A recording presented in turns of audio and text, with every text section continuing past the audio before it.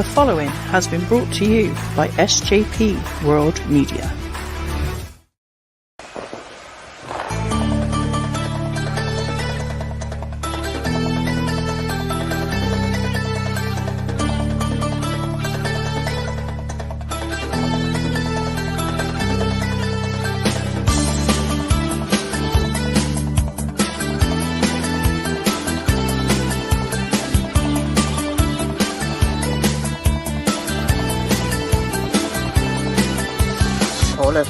Hall of Fame, no opinions are the same. Lovely chocolate in the bin for the poll, who will win?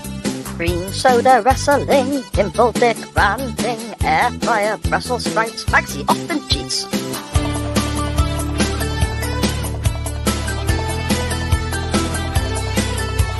Hey yo, let's start the show. CWF are set to go. Many movies I won't know, such a fiasco.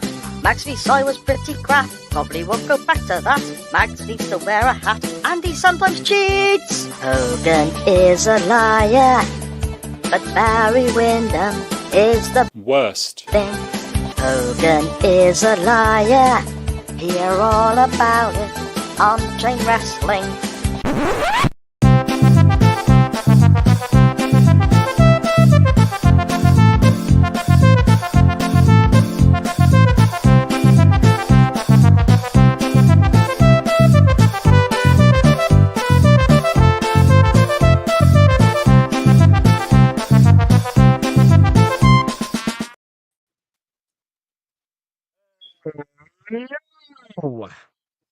What was that audio? Oh. Did it not work? Oh, no. Is it all right now? Can you hear me now? Yeah, it's fine. It is now. Yeah. Okay. It was probably better that it didn't work, to be fair. Was it? Yeah. Oh, well, that's lovely. Nice to see you too again, Max. It's been a I while. know, it's been a while. Been a while. Hello, everybody. It's Wednesday night, Magsy, and we're live because we thought to ourselves, let's get a show in, because it's been a little while, because you were poorly, I was poorly, things have popped up, and then I thought last night was going to be tricky because we had the granddaughter here. I thought, bollocks, let's do a Wednesday and see how that goes. Yeah. I mean, selfish of your granddaughter to rock up on Tuesday. Mm-hmm. She should know better. She's been around a few months now. Yeah. Well, she's won, Max. Not just one. A few months. That's too many months. That's she 12 of the whole months. Yes, she will be grounded and punished. No more rest for her. As we've always said, real life takes precedent, and things happen, and unfortunately, we roll with the punches. And we've wanted to get through this match so much that we've changed the whole dynamic of the show, and we're coming at you on a Wednesday. That's right. And I think it's going to be a thing going forward, isn't it? Tuesdays will be our main day, but there may be occasions where we play it by ear because, I've got a couple of holidays coming up and all that. Like Wimbledon's on and EastEnders is now pushed back a few days. It's a bit like that. When we can be arsed, we'll rock up on a Wednesday. Yeah. EastEnders was on twice yesterday. What the fuck? And twice the day before. Was it? Yes. What a load of shit.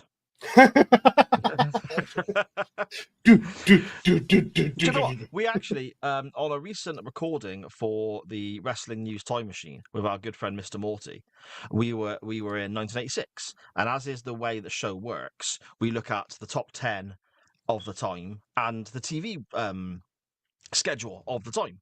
So we looked at BBC One for this particular day in 1986, and EastEnders was on this particular day, and it gives you the whole list of the cast who was in it. So I read down it, and I kid you not, right, 1986, so you're looking at, what's that, 40 years ago? EastEnders is only a year old at this point. Yeah, EastEnders is only a year old at this point, yeah.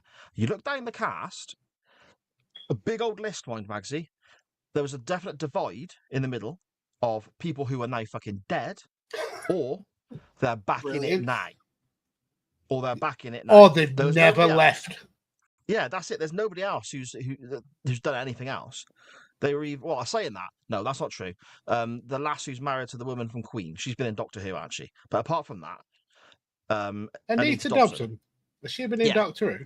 Okay. Yeah, recently she was Mrs. Flood. Yeah, Leslie Gramson did a few things. He was Yeah. You can watch him cracking one off on the interwebs if you want. Yeah. Yeah. And what he's doing all that when he sucking his finger in that. Brilliant. Yeah. Not a good look, mate. Not a good look. I cut my lip when I did that then. I really hurt. That's karma for mocking Sir Leslie Grantham. Was he knighted? He wasn't knighted, was he? He was no, but he should wasn't be. knighted. Should he? Yeah. Oh, Dirty Den. He lived up to he was the dirtiest of the He dens. was dirty. Yeah. Did he kill someone as well? What, in the show, in real life? Well, both. In real life, he killed someone, didn't he? Oh, I don't know. I'm not a big Leslie Grantham aficionado. Oh, yeah, I'm going to write his biography, look, sir. Well, Matt is helping you out with some information here. Let's not talk about Leslie Grantham doing Fort Boyard on Channel 5 with Melinda Messenger. Jesus. Oh, yeah. Fort Boyard. I do not remember that at all. Shite. Do you not? No. Oh, I remember Melinda Messenger and Fort Boyard. Yeah, I remember Melinda Messenger. I do not remember Leslie Grantham and Fort Boyard. Fort Boyard, that was like the Krypton Factor style game show, wasn't it? It was a bit like Crystal Maze. Yeah, it was like the Crystal Maze, but they were on like a castle, weren't they? With Melinda Messenger rather than some bold fella. Yeah. Yeah. Yeah. And obviously, I'm glad Leslie we Grantham cleared all that up. Nobody could have predicted that would be the first subject we talk about after a couple of weeks away. No, it's mad, isn't it? How the show just takes us to these different places, mate. Different places. But on that note, good afternoon, good evening, good morning, wherever and whenever you may be watching or listening from. This is Chain Wrestling Live, an SJP World Media production, episode 174, I think. 142 live. That works out about right, doesn't it? 32, something like that. I am Si, and with me, as always, is the bad cold to my bad head, because that's what kept us both off. Look. See what I did there, Max? That's quite clever, isn't it? It's not. It's terrible. It's one of the worst ones you've ever done. Okay. The unwanted advice, which is our non-wrestling topic. See, the unwanted advice to my welcome to Jazz Club. Nice. Fast show, 90s TV reference. Oh, Jesus. Suits you, sir. Suits you, sir. Suits you. Oh, suits you. A podcaster Did she want it, Leslie Grantham? Did she want it? A podcaster who, despite us having numerous conversations about it on show day, still doesn't check his fucking phone. Lord Mags, how are you? I'm fine. Wow, what happened? Have you messaged me? Yes. I messaged you about 2 o'clock this afternoon asking, are we still doing a show tonight? Oh, yeah, you did. Yes, we are. We are, sir.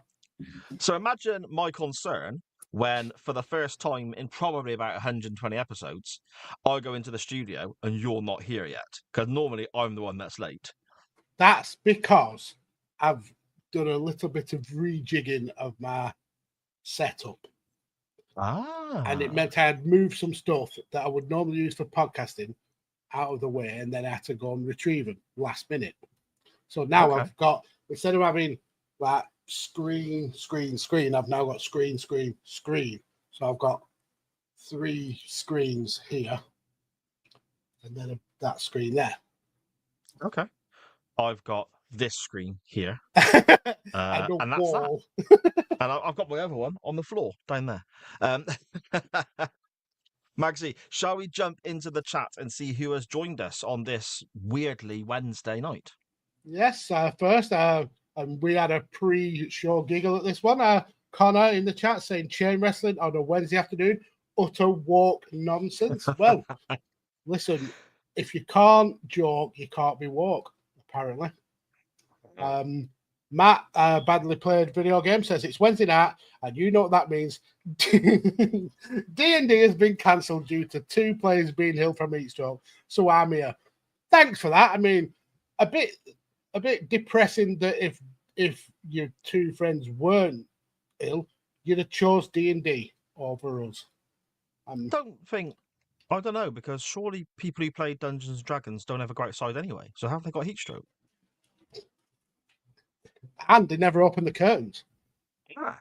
Is it red hot in your parents' basement? Yeah, must be. Must be. Yeah. So maybe get a lower wattage bulb, and that might cut out the heat stroke.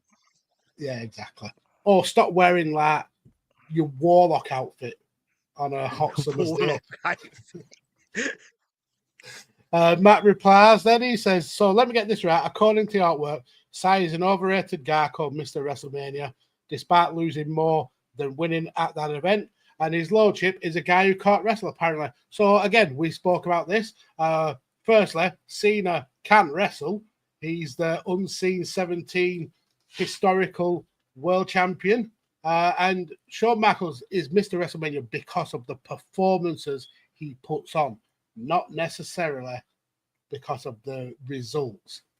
Yeah, and you won't find me defending Shawn Michaels again, but that is why. You do realise that pro wrestling is a work, Matt, yes? So the results are... Well, we will come to that in a little while. Okay, interesting. Anyway, on to Graham. Good Cop, Bad Cop says, Mama was complaining about the heat in Cornwall. Just looked, it's high 60s today. Lol. Now, I presume that's Graham saying, lol, 60s is not high. Here in America, we have it in the 80s and the 90s. Well, yeah, but we're built different here. And they use stupid temperatures, don't they? That Fahrenheit bullshit. Yeah, but then that would still be Fahrenheit if it's 60s in Cornwall. It was not 60 degrees Celsius in Cornwall. No, I'm taking it as it was in the 60s centigrade in Cornwall. It definitely was from not. The wind. It was. That's why she's complaining. The chill factor. The chill factor. Yeah. So what was it before the wind? 100 degrees. a chill factor that brings the temperature up. The warm wind. Okay. The chill. They don't ever say the warm wind factor, do they? So it's a negative chill factor then, I suppose it would be, wouldn't it? Brilliant. And then Matt says, yeah, Cornwall hasn't been as hot as the rest of the UK. It will be next week, though, apparently. I think it's going up to 41s on the east and south coast. So get your suntans topped up. Matt says, I have a crown next to my name. Number 1, baby. Yeah, but we can't see that on here. So what does that mean? I'm assuming it just means because he comments a hell of a lot. Oh, okay. Well, cool. Thank you for that. Ori the Draw, hello. How are you? So look at these dapper gentlemen. Hello, boys. I have missed you, and we have missed you too.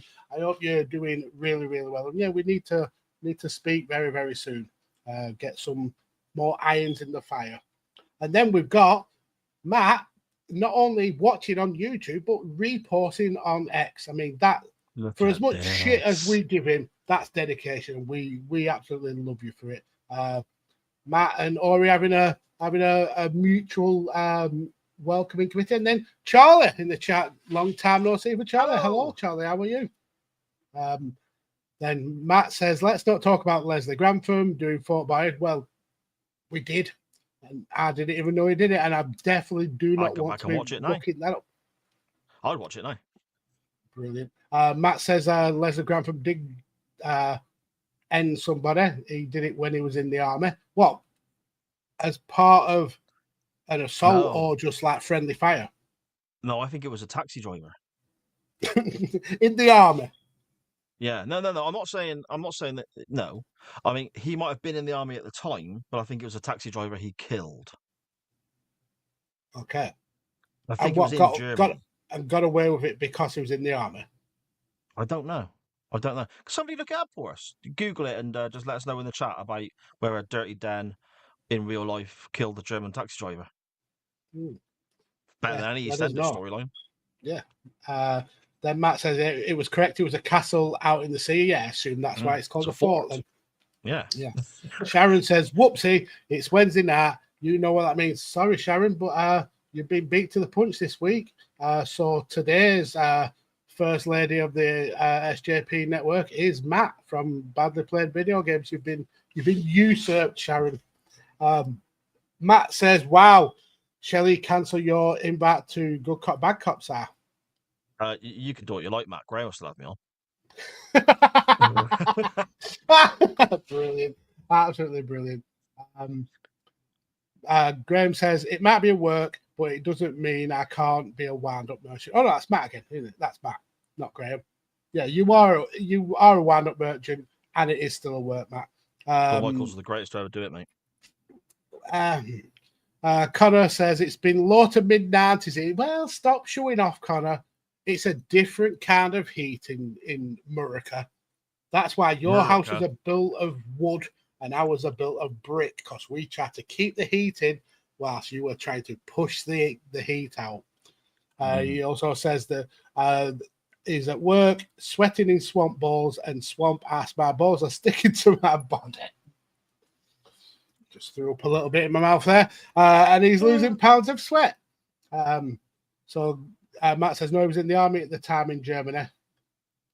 Ori says 25 days until her cruise around Ireland, so she'll be bringing the heat very soon. And it's currently 89 degrees Fahrenheit in South Louisiana, but it feels closer to 100. And yes, hot wind is a thing. Yeah, no, Ori, I agree. Hot wind is a thing. I don't think hot wind is called chill factor. I think chill factor is when the wind brings the temperature down. You misunderstood me. The chill factor is what it's called on the weather when they talk about it. Okay, but surely you can have a negative chill factor, which means it's warm. I think you've made that up, but we'll agree to disagree. Sharon says, "Oh, this is dedication. Everyone here is trying to out-dedicate themselves so much." Sharon says she's gonna watch us on the big TV. That's amazing. Thank you very much, Sharon. I mean, you could have your phone on as well, but still comment. And your laptop and your tablet. Yeah. All signing on different accounts. For you have a boyfriend. Matt says the I'm assuming it means the Leslie Graham thing is kind of complicated. And it's Ori says the hot wind is called a heat index. Okay. And then Matt is using our show to pimp for his own show by saying he needs Ori back on Good Cop, Bad Cop. And Ori is accepted. So there we go. We're doing a service to the community. Linking as always, Max. People together. As always. Yeah. As always. So that's the chat all caught up. Wonderful, son. Thank you so much, everybody, for joining us. Before we dive into anything, Magsy, there's something quickly I want to bring to people's attention. And it is quite quick, but it made me chuckle a little bit. I was feeling a little bit, what's the word, nostalgic? I want to reminisce a little bit about when I used to still go out and go uptown and go drinking and partying and all these sort of nights. Back in the day. Back in the day, yeah. There used to be there's most of the pubs I used to drink at and the nightclubs I used to drink at no longer exist in Gloucester, or their flats, or their whatever. But there used to be one in Gloucester called Crackers, which was underneath a multi-story car park. So already you're getting a nice idea of the construction and layout of this place. Yeah, of course.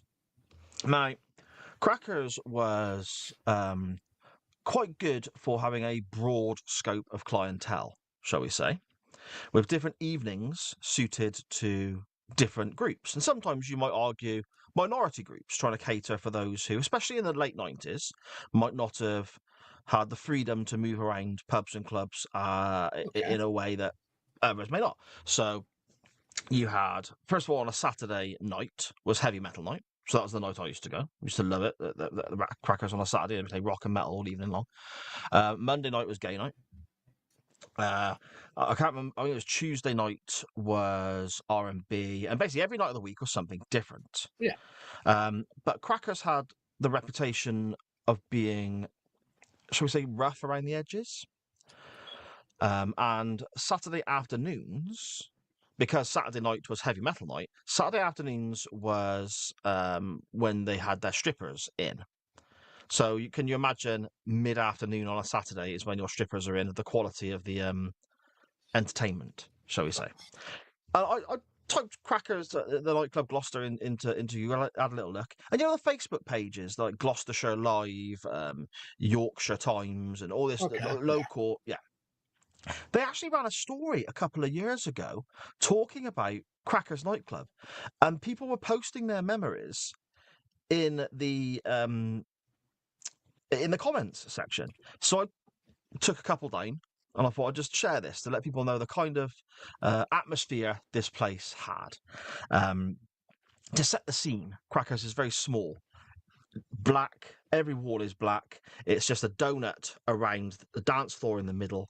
The carpets were always sticky. People used to joke this is why if you went to Crackers you never left. If you couldn't afford a pint, they would sell you a can out of a bag from behind the bar for £1. Classy. You didn't have to worry about staff or security or anyone like that telling you off for any drug use or anything like that. It was normally those people you were getting it from when you were in there. Sounds like my kind of club. Yeah, I mean, you could quite easily. Obviously, it's before the smoking ban, so people were smoking cigarettes in the venue. But if you sat at the back in the corner, that's where everyone used to just go and smoke weed in the middle of the club. And people, it was just sort of the doorman just didn't go up there because they knew what went on and just didn't want the hassle. It's that kind of environment. But famously, on a Saturday afternoon, there were some very rough older ladies who no longer worked in exotic establishments in the evening. So they were working for Crackers on a Saturday. Couple of just random people's comments, Magsy. I've never met these people. They commented about their times in Crackers. I thought you'd like to know. People might enjoy hearing these stories from my youth. One lady commenting here saying she was one of the cleaners at Crackers.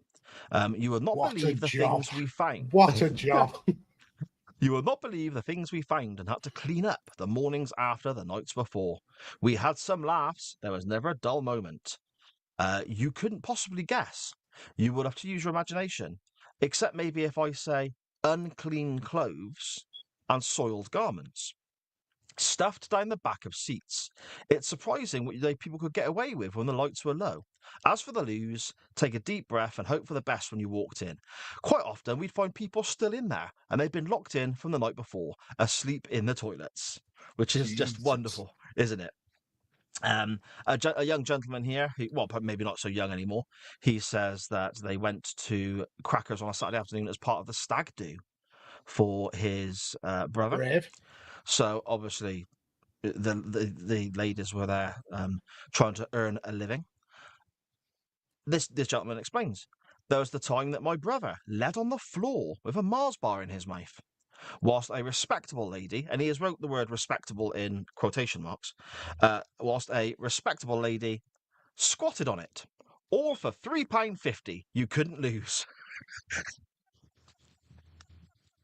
I mean, that's value for money. It is £3.50, mate. You can't, even in the 90s, you can't argue that. There's a guy here who writes about being one of the male strippers for Ladies' Night when that night used to drop. And this individual says, I was one of the strippers there for Ladies' Nights. One evening, I had to go to A&E because I had teeth marks on my knob. They tried to bat it off. Oh, dear me. And last of all, we have a lady here who looks very, very happy in her profile picture. And so good luck to her. I'm not going to divulge who she is, but this is her comments about what went on in these evenings. Crackers was a huge part of my coming out story. It was an introduction to LSD, poppers, tablets, drag queens, transvestites, snogging strangers, and other like-minded debauchery. All of this before I was 16. Fantastic stuff. Brilliant. And that's why Gloucester is so wonderful, Mags. Wow, what a place. Oh, couldn't beat it. Such a shame it's no longer there. Underage sex, dirty pants, rammed down seats. Yeah, sounds classy. Sounds very, very wonderful classy. Establishment. But if you wanted to hear heavy metal played on a night out, you had to go there because nowhere else was doing it. So, or play in your house, where you say, "Why was that?" Yeah, maybe. Magsy, have you got anything for us, mate, or shall we move on to our non-wrestling topic? I mean, I've got a couple of things that I want to chat about. I have to find the right buttons though, because we have not used these in such a while. Where is the Hall of Lane button? There we go. The Hall of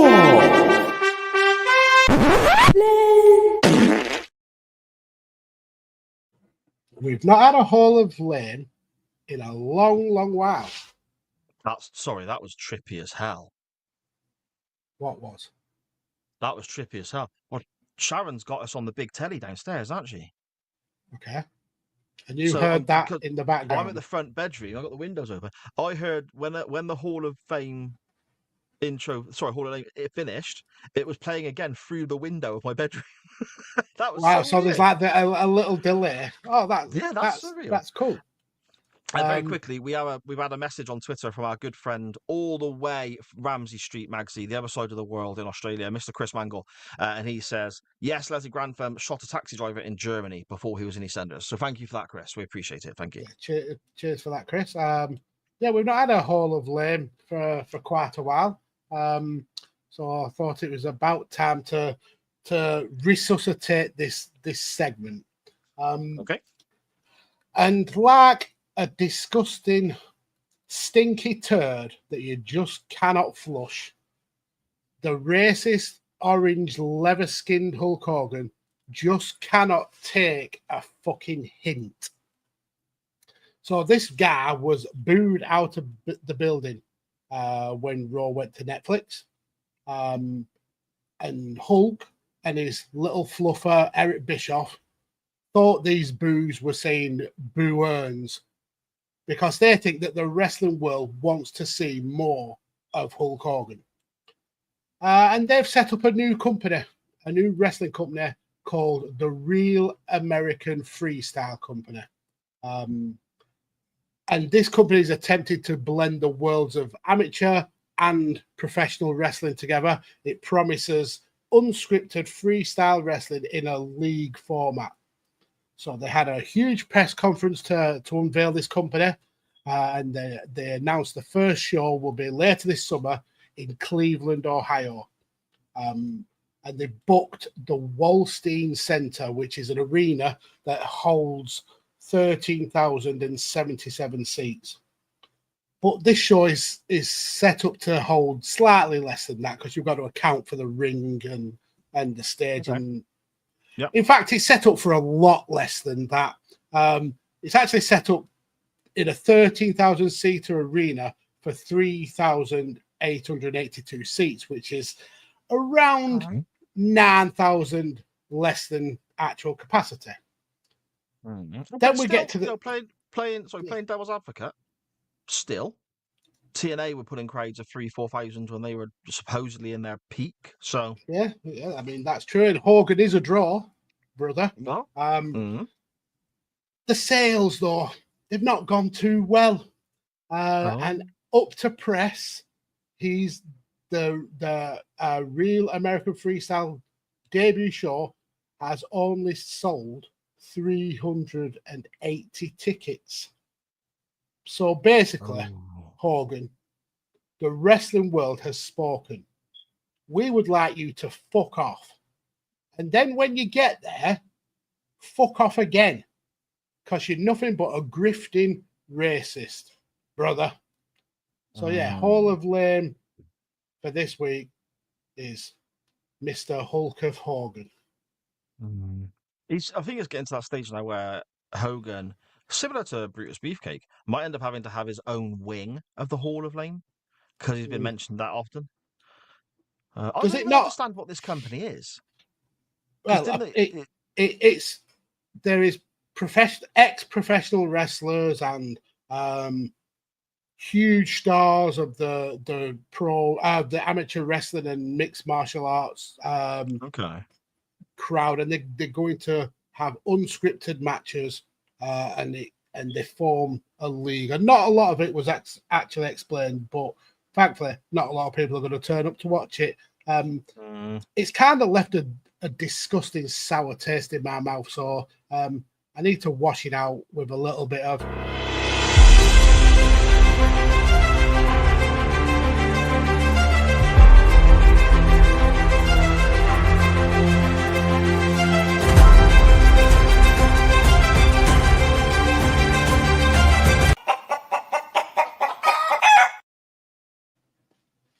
Angry chicken.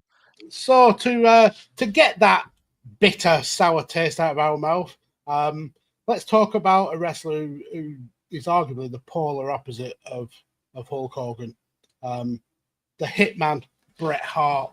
So today, July the 2nd, Bret Hart is 68 years old. So firstly, many happy returns to the Hitman. Happy birthday, Bret. But the reason that Bret is in the Hall of Fame this week is he was recently at a convention called the River City Wrestling Convention. Obviously doing a meet and greet. Wrestlers do it all of the time. Fans come, get a picture and get a photo signed. Everybody has a good time. 1 second. It wouldn't be an episode of Chain Wrestling, regardless of the evening, if we didn't get the Magsy cough, would it? I know. I thought I could hold it, but anyway. So yeah, so Bret was doing a meet and greet, and then a young wrestling fan approached Bret Hart, but he didn't have a photo of Bret. He had a photo of himself. So this 9-year-old kid, he like many of us has dreams of being a wrestler, but this kid has gone one step further. He trains and he's got his own character, and he's called the American Warrior. So this kid hands Bret the picture of himself, and Bret refuses to sign it because Bret passes the kid a pen and asks the kid to sign his own 8x10 for Bret to keep. And Bret says he will keep this for when the kid is a huge wrestling star in the future. And then they talk about his forthcoming career, and that Bret wants to see him team up with a wrestler called the Canadian Warrior to take on those pesky Russians. He, in those couple of minutes, he absolutely made this kid's lifetime.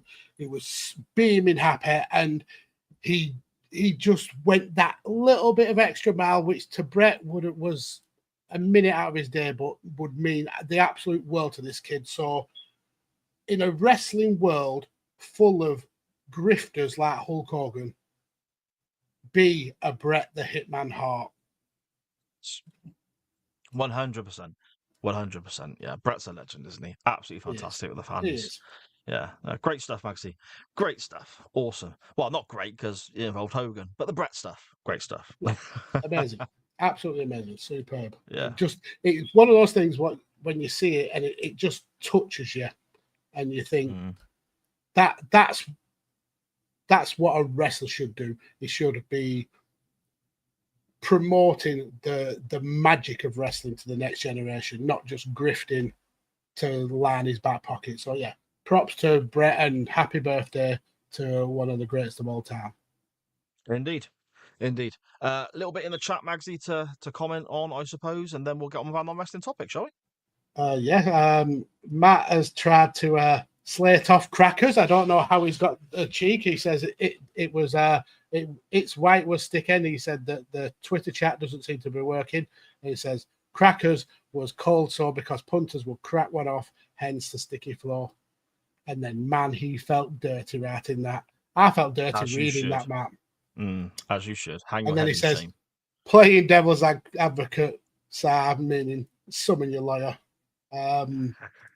Connor says, are you sure Crackers isn't a sex dungeon with the black walls and the blackout atmosphere? Well, pants down the side and with some of the shenanigans that Sa mentioned, it was all things to all people. If you wanted a bit of sex dungeoning, Crackers was the place to go. No, if you wanted wanted to a night for it. Yeah. Sunday nights, sex dungeon nights. Something like that, yeah. And then Graham says, evening, gents, heading back to the start and we'll catch up at times too. See you soon, Graham. So yeah, that's the stuff. The chat caught up. Shall we do the non-wrestling topic? Let's do it, mate. Let's do it.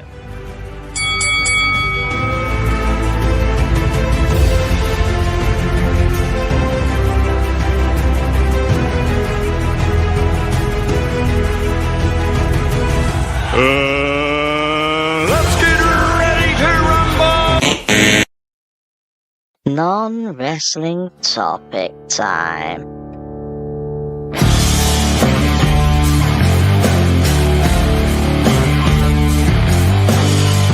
Good God Almighty, there will be no wrestling talk here. Business is about to pick up on chain wrestling. Side Lord Max, please cut it out.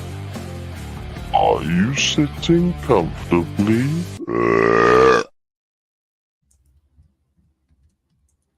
Okie dokie then. Okie dokie.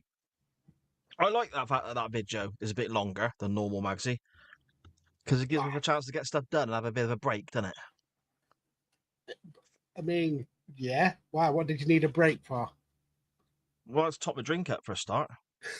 Brilliant. Because you're prepared. I mean, we've only been on the air 35 minutes and you need to top your drink up. Yeah, because I've drank a pint of it already. It's very warm in here, Mags. It's very warm indeed. And also, Get yourself a fan. I don't know if this message will, sink down to my good lady, but we've been on air for 36 minutes and I haven't had a cup of tea yet. So, not quite sure. Not only could you shout that through the window and it'll travel down, but now your neighbours are going to hear that you need a cup of tea whilst you're upstairs. She's got the telly on. Yeah. Yeah. Our non-wrestling topic not this week, from a few weeks ago, etc., usual shit. You know the job by now. Is about unwanted or unneeded advice, or even bad advice you may have received from someone. You may have wanted the advice, but it turned out to be shite. All sorts of negative advice in general, really. A couple of things inspired this, Magsy. One was a comment by somebody on Twitter. Again, heart is probably in the right place, probably means well, but commented on our Twitter, Sharon, in the chat there saying, "I'm sorting my balls." Now, if you get Manscaped, Sharon, you won't have to do that. We're not sponsored by them. We're not sponsored by them. Don't advertise them for fuck all. They're not giving us any sort of sponsorship. If you get the big fan, my love, and just angle it down, it works wonders, okay? Or a newspaper, just waft. Waft a newspaper. There you go. She actually means her bingo ball's ready for a game at a book signing. Of course she does. There we go. We had a comment on one of our posts on the Chain Wrestling Twitter account, at @chain_wrestling, offering us advice on the best way to run a poll. Now, for those who are familiar with the show's format and have been around long enough to understand how the show works and so on, well done, because Magsy and I are still trying to figure it out ourselves. But I will never figure it out. I literally wing it every week. We're on episode, I think we figured out 174. Every episode is based around a poll on Twitter. Yeah. So we even ran a poll for the first episode, and you all voted without even knowing what you were voting for Chain Wrestling episode 1, way back when. So we know a little bit about running a poll, and also there's certain factors that come into running our polls. One is making sure that I don't forget to put it up, which does happen on certain weeks. Which is the main priority. It is the main problem, yeah. And then we're trying to take into consideration time to watch the matches, get ready for the live show, and all that sort of stuff. So this person offered us some advice on how to run a poll, which, again, their heart was probably in the right place, but it was a little bit of, all right, mate, we've done it once or twice before. But there you go. That's kind of what started us off on this, Max, wasn't it? I mean, it didn't start me off. I knew full well it would start you off. I had my spider senses tingling as soon as I read that. I thought, Sar's going to have a lot to say about this. And not a lot to say. Meanwhile, the person absolutely, it came from the right place, but yes, it was unwanted advice, and it led perfectly into. I don't know if it was patronising. It wasn't meant to be patronising. You're just a grumpy old fucker. I can be. This person also reviews podcasts, and I had a little look at some of the reviews and so on, and I wasn't overly happy. I mean, again, everyone's a critic, aren't they? Everyone has their opinions on everything. I didn't like the fact that there was always something in every podcast that they reviewed that dragged for them and all that sort of stuff. It's like, this is things people do for a hobby. If you don't like it, don't listen. But anyway, that's a conversation for another day. Yes, we dive in to our non-wrestling topic then on Twitter. And Magsy, I'll try and read them out in the order they came into us, as always. Probably won't work, but we will try. We begin with our good friend Ben at Largely Speaking on Twitter. He says, I'm sure I have said this to you before, but once I asked a family member for advice when I was feeling very low. I was feeling very low mentally. And I just got told, well, don't. Not sure why I didn't think of that. I remember Ben saying about that before, actually. Yeah. Just stop feeling low. What's wrong with you? I've been very open and honest about my craziness, shall we put it? Meltdowns. And one of the, again, probably well-meaning at the time, but one of the piece of advice was pull yourself together, or stiff up a lip, or man up. Yep. Yeah. And again, people do mean well, but it just doesn't help at all. In fact, it makes you feel worse because you feel less than worthy about it. So there you go. Yeah, Ben's absolutely right to ignore that advice. Totally. We have MGB Graham at MGB Graham on Twitter. He says, Mason passed his driving test about 10 days ago. Oh, congratulations, Mason. That's amazing. Well done, Mason. He passed it through a school program. Apparently, the hands on the steering wheel are now supposed to be at 8 and 4, not 10 and 2, for safety reasons if the airbags were deployed. The airbags? So airbags, sorry. 8 and 4's down here, isn't it? Yeah, it's like... So you got to steer like that? Like you're a crap Italian in a gangster movie. Yeah, that is really weird. All that sort of shit. You'd think if anything... That can't be right. I mean, even 6 and 9 would be hard work. No, 6 and 9 would be like that, wouldn't it, you gommo? No, 3 and 9, sorry. 3, yeah. That'd be hard work. Yeah, 8 and 2. Yeah. 8 and 2 is just comfortable. No, 10 and 2. Yeah, I mean, ignore 10 and 2, but it's comfortable. You drive, Max? Top third. I kind of hope not. I hope not. Yeah. Right, okay. It's been a while. Yeah, I never have, and it's probably for the best. Before we move on from Graham, I have on my TikTok feed, I've been getting quite a few because it goes off algorithms, does TikTok. So what you look at, or it feeds you a video, and if you hover on that video for longer than a few seconds, TikTok thinks this person wants to see more of this video, so we'll send him more. So I made them being porn. I don't think there's a lot of porn on TikTok, but I may be mistaken. We'll find it. But I made the mistake of hovering over a disc golf video, and now every third or fourth video that I scroll on TikTok is a disc golf video. And I have got to hold my hands up because some of those shots are bloody good. Yeah. Some of those are incredibly good. So we can have a match, Max. I could not do what these guys did.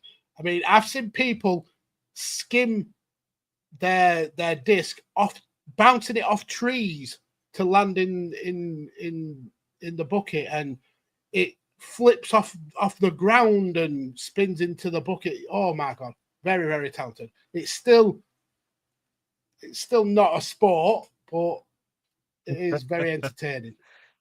I'm glad you repeated the word a few times, because I don't know if it's my headphones or StreamYard or the way you pronounced it, I don't know. But initially I thought you said that you looked at a disco video. No, it'll be my northern accent. Disc golf. Disc golf, yes. But I thought, disco? What are you watching? There's like loads of people doing the same dance routine and stuff. But I mean, that is TikTok. Okay. That's 99% of TikTok. Okay. Yeah, I don't get TikTok. I really don't. But anyway, at Good Bad Wrestle on Twitter, they say, more incorrect information than advice. But after 2 people, let's call them Muggs and Noosh Guy, got blocked by Stone Cold Steve Austin on Twitter, I was blamed by the 2, as they claimed I was talking about pegging. No. Well, the internet is forever, and the original tweets were located, and I barely mentioned it. We could. Says he nearly mentioned it to MGB. Wrestling Pod, yes. We could listen to his podcast later, and that the two who were blocked were actually the ones who jumped on this innocent tweet and started posting about pegging. They only have themselves to blame. Now, to clear this up for people who might be new to the show, Magsy is famously blocked on Twitter by Stone Cold Steve Austin. And he always protests, and has done for 170 plus episodes, that he's blocked for no reason. It's not his fault. It was a conversation about pegging, and he had nothing to do with this. But now we're hearing it from other people. You're massaging the facts here. No.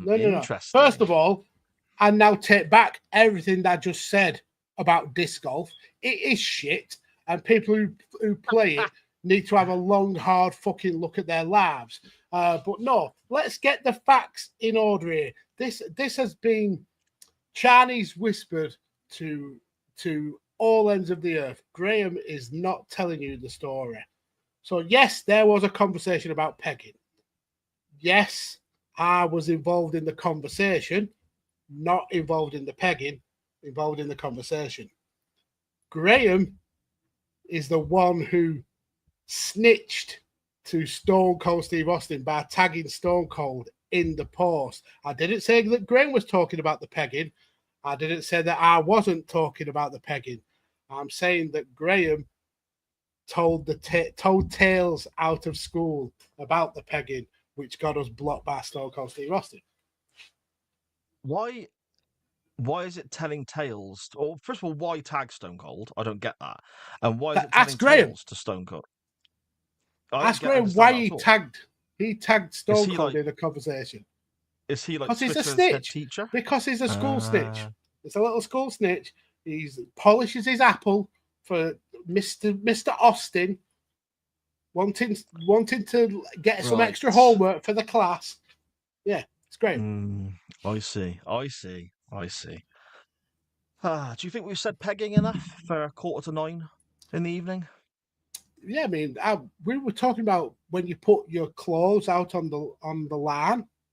Of course, yes, of course. We definitely weren't talking about inserting a penis into a bubble. We were talking about putting clothes on the line. Anyway, our good friend from Ramsey Street, all the other side of the planet in Australia, Mr. Mangle himself, at Mangle_Chris, he says, my main one is I saw a financial advisor years ago who advised me to invest money into bonds with different companies. They were for a set amount of time, and the agreement was if you wanted to withdraw money before that, they would make you pay a penalty.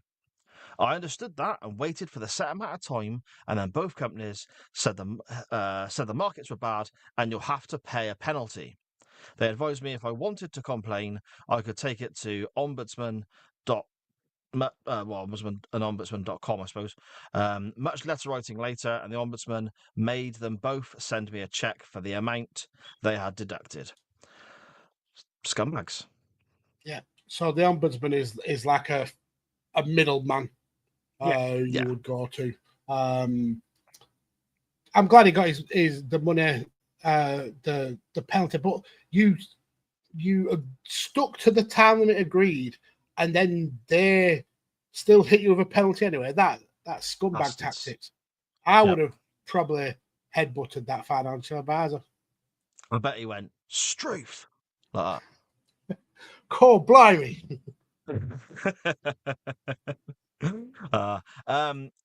Chris continues. Other than that, I've had lots of people say I should get out more, as I'm quite an introvert, but I don't really do pubs and clubs much at all. I tried that and soon decided I was better off as I was. Horses for courses, he says. I've probably given lots of incorrect and unwanted advice myself. Yeah, you know, is what it is, isn't it? Nightclubbing ain't for me no more. I mean, it never really was. My mates used to go and I used to go along, but it never really was my scene. And I'm like he says, it's perfectly explained there. Horses for courses. What one person likes, another person absolutely detests. Like I like proper football. Si supports Gloucester City. It's swings and roundabouts. Oh, dear me. And also, you got to think as well with Mags, either block Matt for that nonsense or what, but stop putting full stops in our chat, Mr. I've Lewis. put him on timeout. Yeah, behave yourself, disrupting our conversations. But it Naughty. means now we can't see any comments. Oh. Brilliant. Well done, Matt. You've ruined everything as per. Ruined it all. Yeah. Also, Chris saying he doesn't like to go out much. I'd actually strongly recommend not going out where he lives in Australia, because anything can fucking kill you there.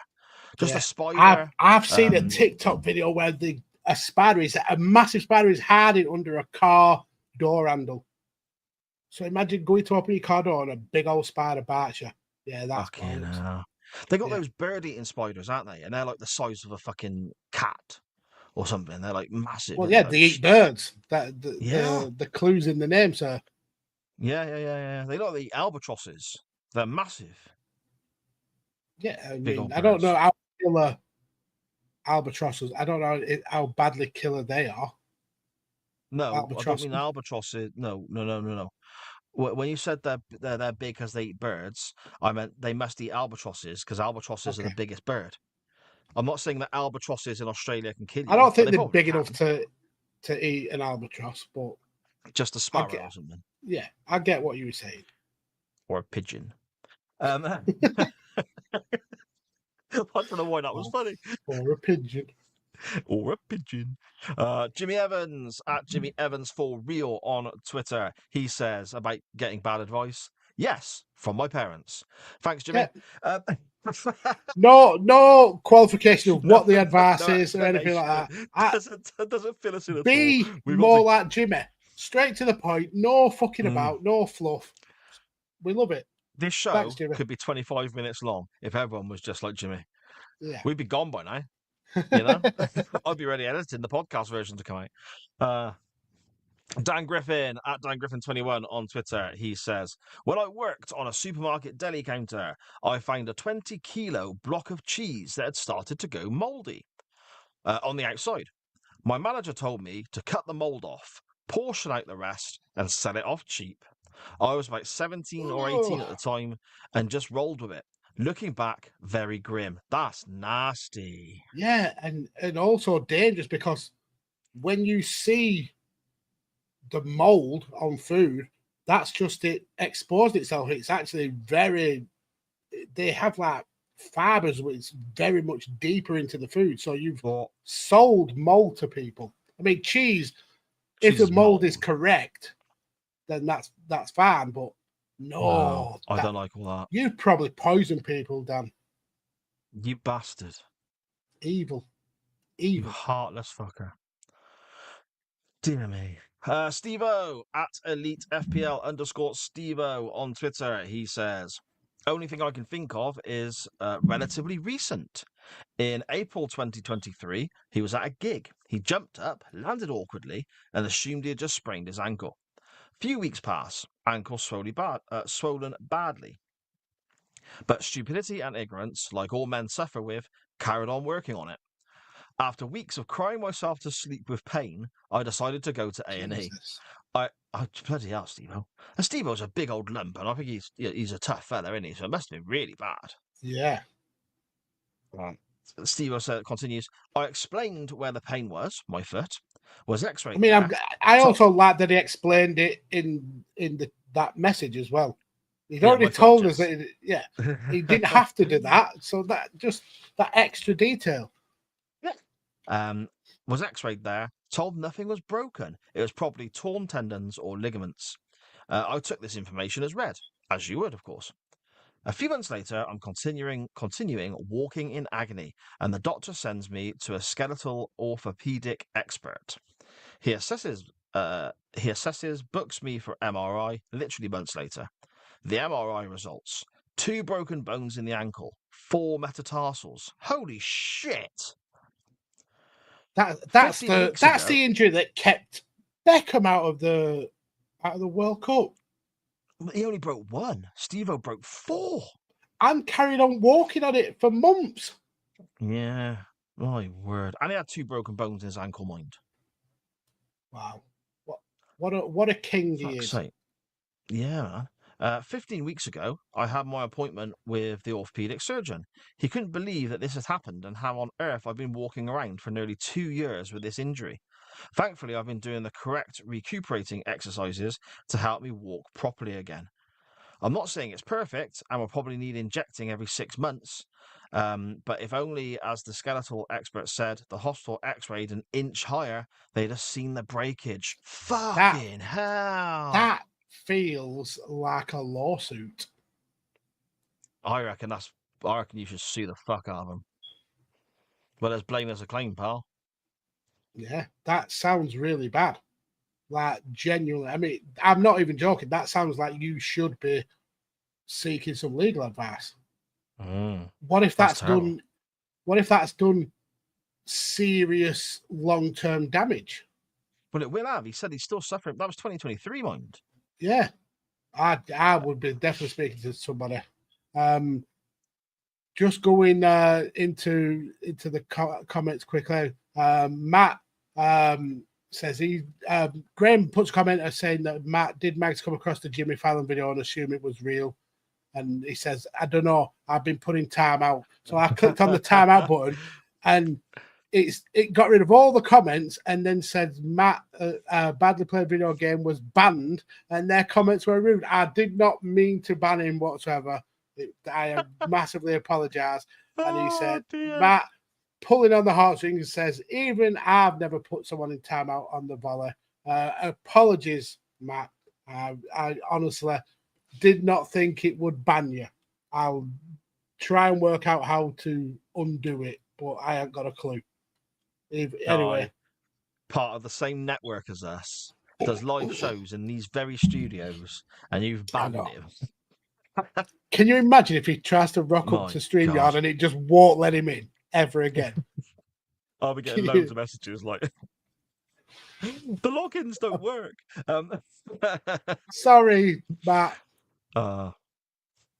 Connor Knows Soccer at Connor Knows Footy on Twitter. He says, I was out with my cousin and her girlfriend one night at a popular gay and lesbian bar close to me while they were visiting.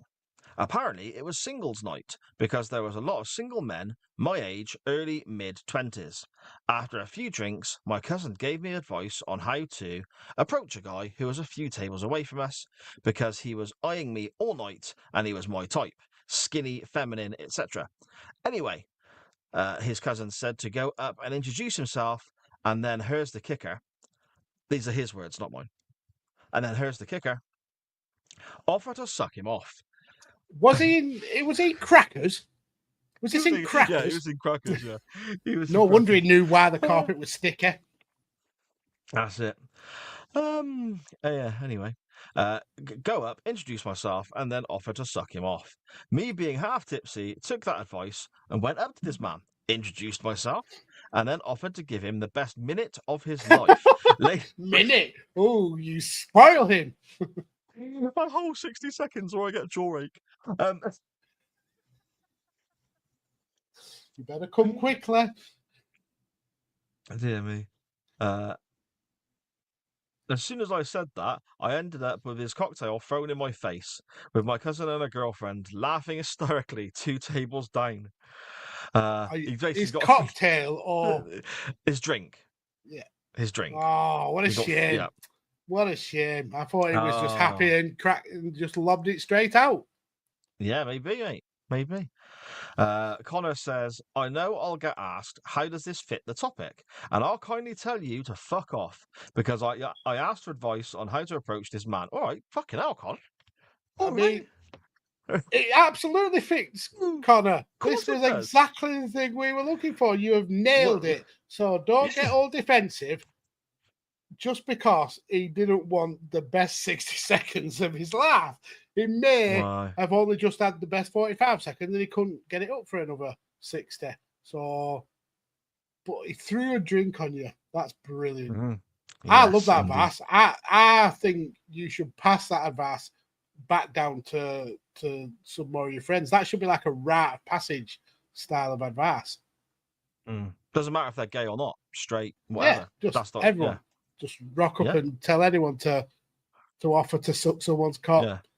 You'll probably find that more people will accept it than will throw drinks on you. Yeah, there you go. There you go. open your mouth, not for that reason, but open your mouth when they're throwing the drinks. You won't have to spend a penny all night. I mean, and it's either free drink or cock in your mouth. Or win-win. I hope Charlie's not watching anymore. I hope she's given up on us by this point. Dear me. Rob at UTT Rob on Twitter, he said, it's good to hear from you as well, Rob. I know you've been a very busy man and you haven't been podcasting yourself because, family commitments and so on. So, yeah, really good to hear from you, mate. Thanks a lot for messaging the show.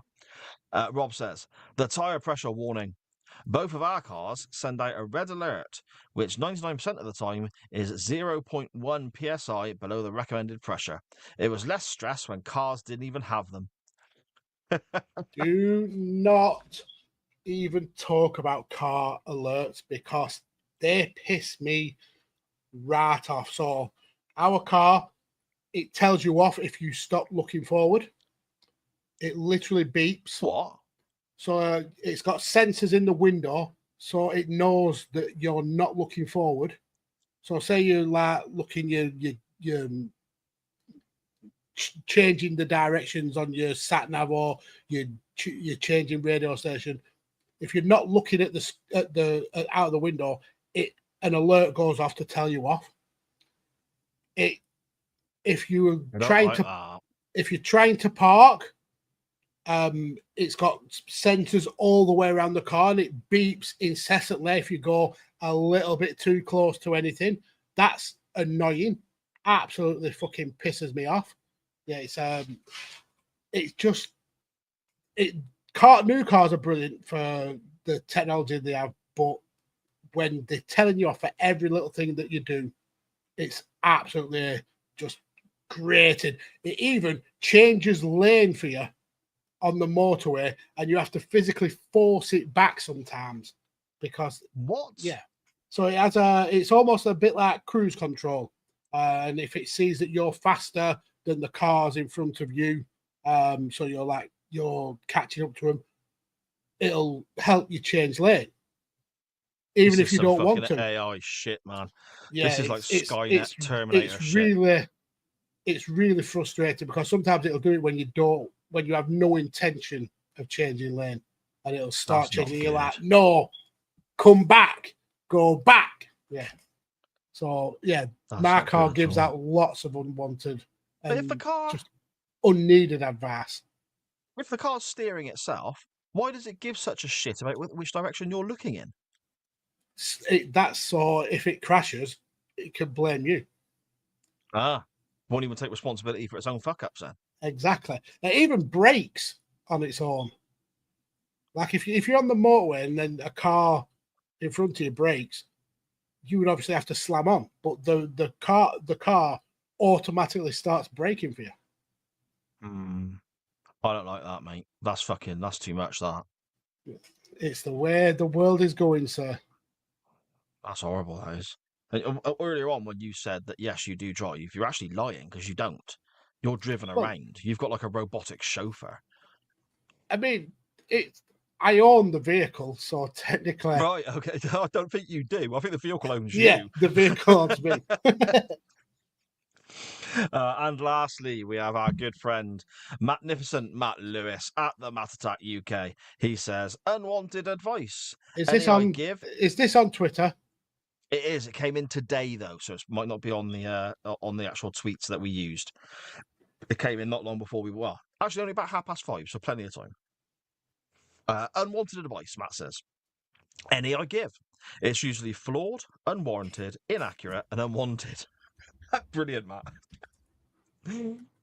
I think Callum, Mags, Conrad, Dan, Zarte, Alex, Kerry, Caitlin, Chad, James, Ryan, and Graham can all vouch for this. And yes, that is all of my previous or current regular co-hosts of podcasts. So we're developing a theme there, Matt, are we? All your current and past co-hosts.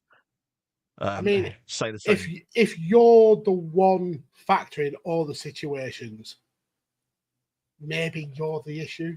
I mean, I don't even know the context yet, but maybe is the issue. Maybe. How about you, Magsy? Have you ever received any unwanted or unwarranted or even just bad advice? I mean, I both give and receive bad advice all the time. I like intentionally giving people bad advice just so I can laugh afterwards. I mean, I don't think I'd be cruel and cause them lots of pain and suffering, but yeah, I mean, people like when people ask for directions, I'll actively point them somewhere totally different. Oh, you complete bastard! No, not strangers, but people who I know. Like, oh, that makes it okay then. Yeah. But I'm forever just I'm the arsehole. I will give terrible advice. Oh, dear me. One that really sticks in my mind. And no, I didn't take the individual up on the offer. One that sticks in my mind is way back when Sharon, my good lady, and I, that's the same person, Sharon and my good lady. That's not two separate people, just so we're clear. Sharon, my good lady, and I started a football team. We ran for nearly 10 years. We won lots of things. We were very successful, very good at what we did. I was very lucky to have some brilliant players play for me. I met some really good friends along the way. One of the first people to sign on was a guy who thought he could contribute to the coaching and the management side. And he once told me after a game, if I wanted any advice with regards to picking the team, or especially, and these were his exact words, especially anything tactically, don't hesitate to ring him because he has won everything on Football Manager several times. Well, so there you go. That is some expertise. I mean, it's so easy to win stuff on Football Manager. Like translating that into real life. Yeah, it's a little bit different. And when I was playing under 15s football, me and the rest of the squad, but mainly myself and the select few who were more the attacking minded players during a shooting practice, were genuinely told this by the head coach of the under 15s St. Peter's team. Genuinely told, don't worry about scoring. It looks better if you hit the crossbar. Surprisingly enough, does look cool. We didn't win a game all season. But yeah, it doesn't translate into you don't get points on a league table for hitting the crossbar, unfortunately. No, sadly not, mate. Sadly not. Magsy, in the chat then, a few more to have a little look at. And then I suppose we better talk some wrestling, my friend, hadn't we? We shall. So Matt says, spoken as two very amateur straight guys. Lockjaw, you amateurs. I mean, I suppose it comes with practice, doesn't it? I guess. I wouldn't know. I don't know. I think that she doth protest too much there, sir. Matt says, Connor absolutely nailed the topic, but not the guy. Sorry, Connor, I couldn't resist. And then Connor, now this is, don't let this affect you. So he says he hasn't been in a bar since getting this advice. Listen, fuck that shit. You've got to roll with the punches. For everyone that knocks you back like that, you will score a goal.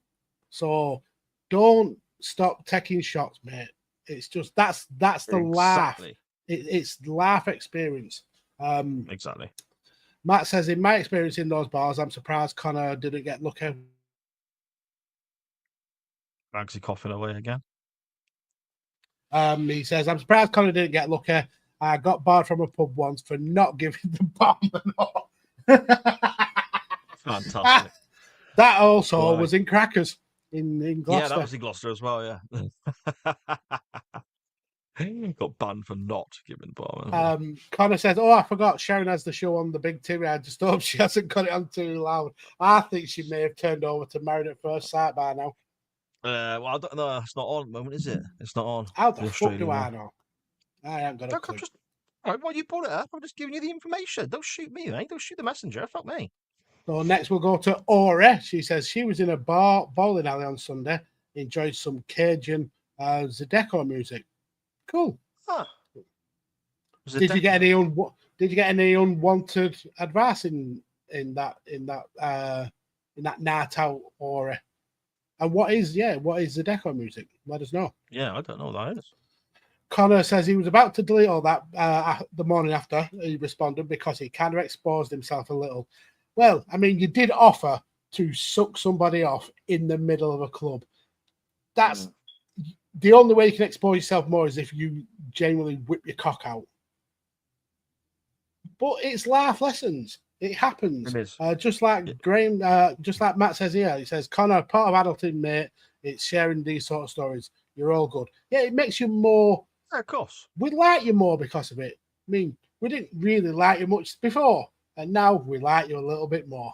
No, we love you, Connor, and we're glad that you can open up with stories like that to us at any time you want, because you can't laugh at yourself. Who can you laugh at? Exactly. It's funny as fuck, and two, well, it's funny as fuck, and we'd love to share in your embarrassment. We haven't done a drunk stories in a very long time, actually. I bet some people have saved up some pretty good ones. Yeah, we should revisit that for a non-wrestling topic soon. Graham says either we have started talking at half the speed or he's up to date. It's probably a little bit of both. And then Matt agrees. He says, "Oh, I am 100% the reason." Matt, we jest. You are among the best of us, definitely. Graham says, "Wow, we actually agree on something." Matt. Connor says, "Why did we pick tonight to pick on Matt? What did he do to you guys to warrant it? This stretches over many years, many years, Connor. Many years. Matt knows what he has done, and he should be embarrassed about it." And then he says, "Meh, I'm used to it, Connor. I won't lie. I kind of feel low tonight." Now, Matt, I don't feel low. Yeah, what do you feel low for? Matt, you are amazing. Whiskey again, because that's what happens, isn't it? Just drink too much whiskey, you start feeling mopey, don't you? I thought that was gin. Is it? Gin's the depressive drink. No, Matt, definitely don't feel low. We absolutely put yourself together, try manning up a little bit, and don't feel a bit depressed. That's the best thing. Just don't do it. There you go. Yeah, that's the advice we're giving. No, Matt, we absolutely love you, and yeah, just feel better, mate. Absolutely feel better. Graham says, "I often give bad advice when kids ask me questions that are clearly homework answers. He had to write the word pedestrian and asked me how to spell it, and he told him PED or PHILE. Jesus, that's grim, Graham. That is grim. People criticise paedophiles a great deal, and rightfully so. But credit where it's due. At least they drive slowly around schools. That's the Fred West in you coming out of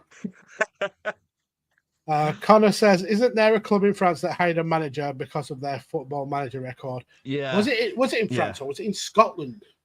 Was it not a Scottish team? There was one in Europe as well. Not a top flight one. It was like a second division somewhere. No, can you imagine like Lyon or PSG hiring someone because they sort of won the Champions League with Leyton Orient? Yeah, brilliant. Matt says Will still is the guy. So is that the guy who got a job from Football Manager? Will Still. What a cool name. And Matt says no, it was in Clackers in Clacton. Yeah. I like we did that. What happens in Clacton stays in Clacton. Sharon says, "I'm really glad that Liv and Maisie are watching with me." Oh dear. Sorry. Oh dear. Sorry, Liv. Well, sorry, actually, Maisie. Hang on. To be fair, Liv and her girlfriend Maisie, they're both 18. They're adults. Is what it is, isn't it? Yeah, well, yeah. So fuck them. Well, I wouldn't have worded it like that. But no, apologies for any sensitive ears, but if 178 episodes haven't told you that we have no filter, what can we do about it? You're as much to blame. I'll be honest, I'm amazed we've not been cancelled for some of the stuff that's gone on this show before. I think if you just don't care, you can never be cancelled, can you? I suppose, yeah. You've got to give a shit. we ever get shut down and YouTube hitting us bad or whatever, we'll just reopen somewhere else. Fuck it. Yeah. We will not learn lessons about our actions on this show. I'm too old to learn lessons now.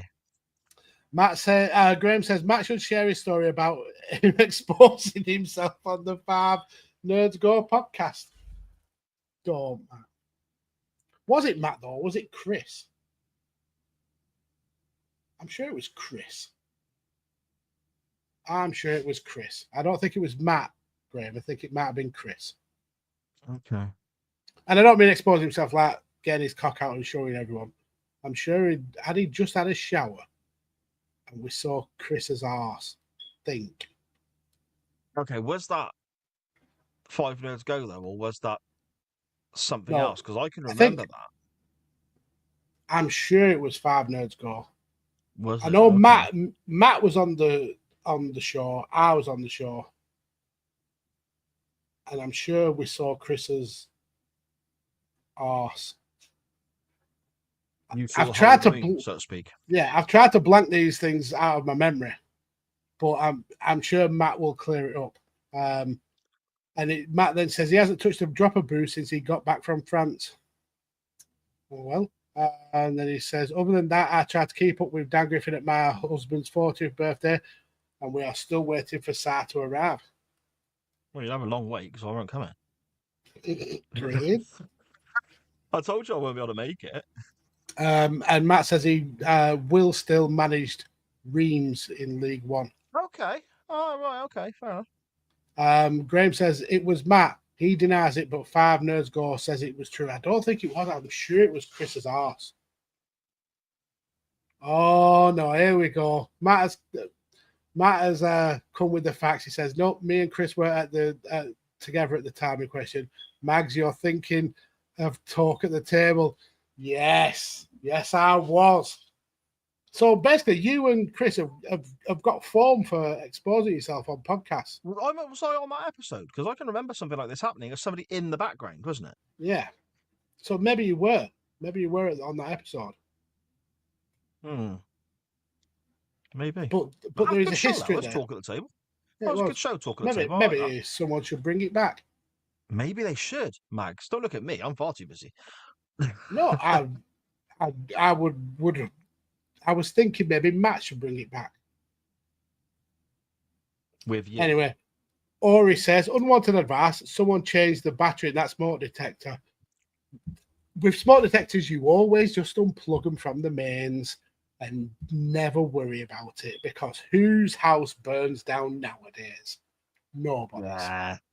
Only people like on EastEnders or like, exactly. Coronation Street. It doesn't happen in real life, does it?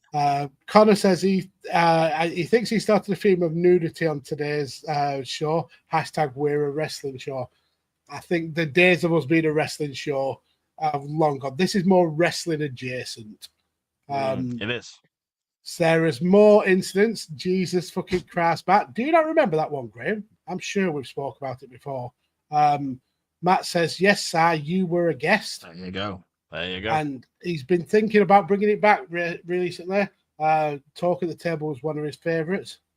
And Graham says he did not. It was news to him. There you go. So we've seen Craig and Matt be exposed then. Not live, because I don't think they were live at the time, but on podcasts. There we go. And a good time was had by all. Well, apart from the people being exposed to. Yes. But there we go. Thank you so much, everybody, for being involved in the non-wrestling topic portion of the show. Thank you so much for joining us live here as well on this random Wednesday evening for Chain Wrestling Live. Thank you to everyone in the chat for commenting and so on. And it's lovely, Matt, that you're considering bringing back Talk at the Table. I really enjoyed that show. I enjoyed listening to it, and I enjoyed being on it. I wonder what young Conrad's up to nowadays. Not heard from him in quite a while, but I'm sure there's plenty of people around who really in the world of band photography. Oh, wonderful stuff. Wonderful stuff. Well, I'm sure there's plenty of people who'd be involved and want to help and all that sort of stuff. And I know a network that would carry it for you, funnily enough. VGN. Visionaries. That's exactly the one I was thinking of. Magsy, shall we talk a little wrestling? Let's go for it. Let's get ready to rumble!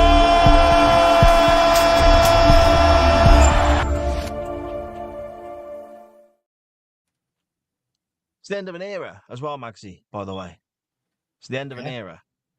Wow. When I did the notes for this particular wrestling match that we're looking at today, and then I always turn over and use the next page to write down my link for where we want to go.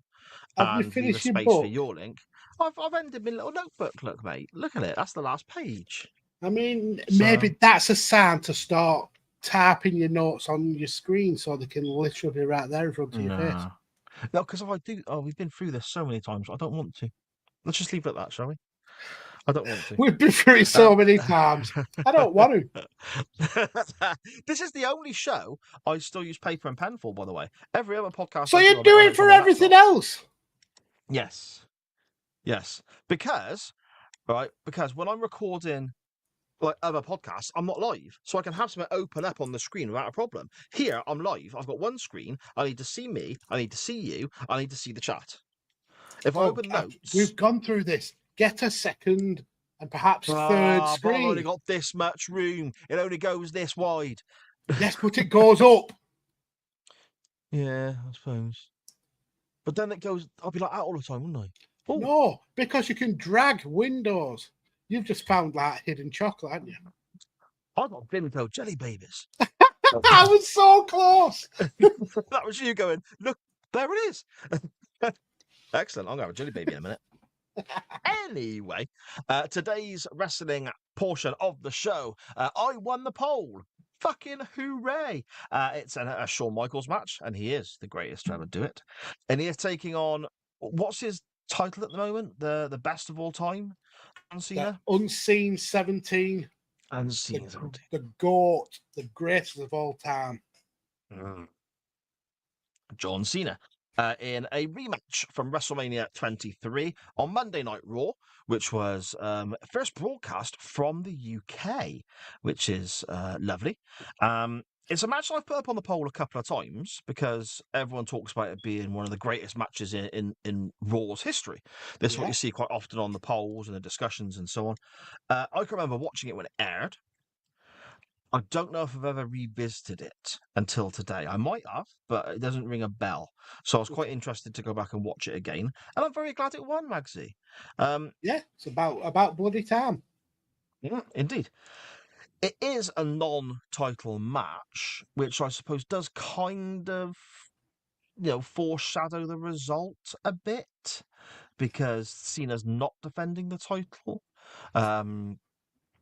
which is, neither here nor there. I suppose when the bell rings, the match is what it is, isn't it? So yeah, I mean, there's a lot of kind of moving parts behind the scenes to why this match actually took place and why it got the length of time that it got. So the WWE were on a WrestleMania revenge style tour. They used to do it very regularly after WrestleMania. They'd tour Europe, and we'd get these WrestleMania rematches. But what had actually happened for this show was that Randy Orton had been a very silly boy. He'd smashed his hotel room up and he got sent home. So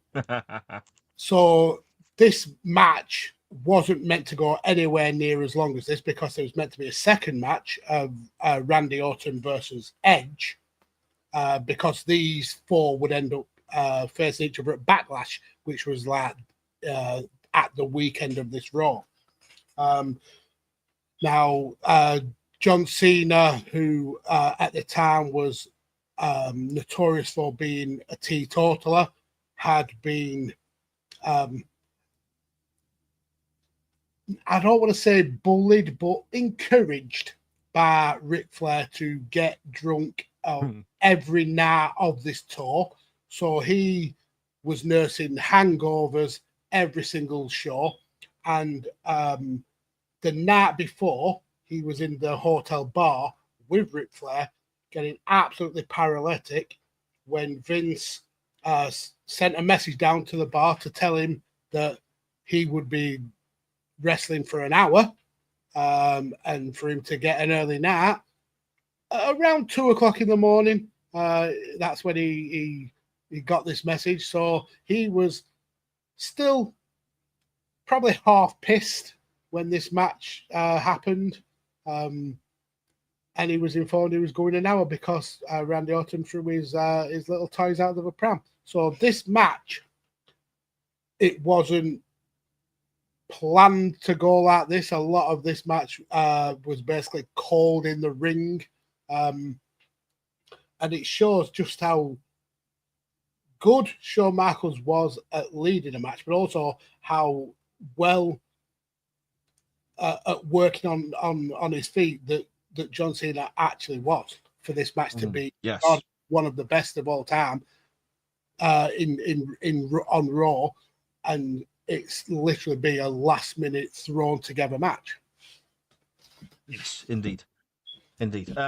I read, so I don't know who said it might have been Cena himself, but he thinks that also going an hour was a punishment for his drinking escapades as well, to try and stitch him up a little bit from Vince McMahon. I'm not sure how accurate that is, but I think it was Cena I read said something along those lines as well, Magsy. I mean, you wouldn't hold anything past Vince McMahon to do something like that because he was a wanker. He still is a wanker. Well, he still is, yes. Yeah. Not a pleasant person. The match begins with, as it probably, you can expect with a match of this length, it's a relatively slow start. We get a little bit of mat wrestling, a little bit of tying up.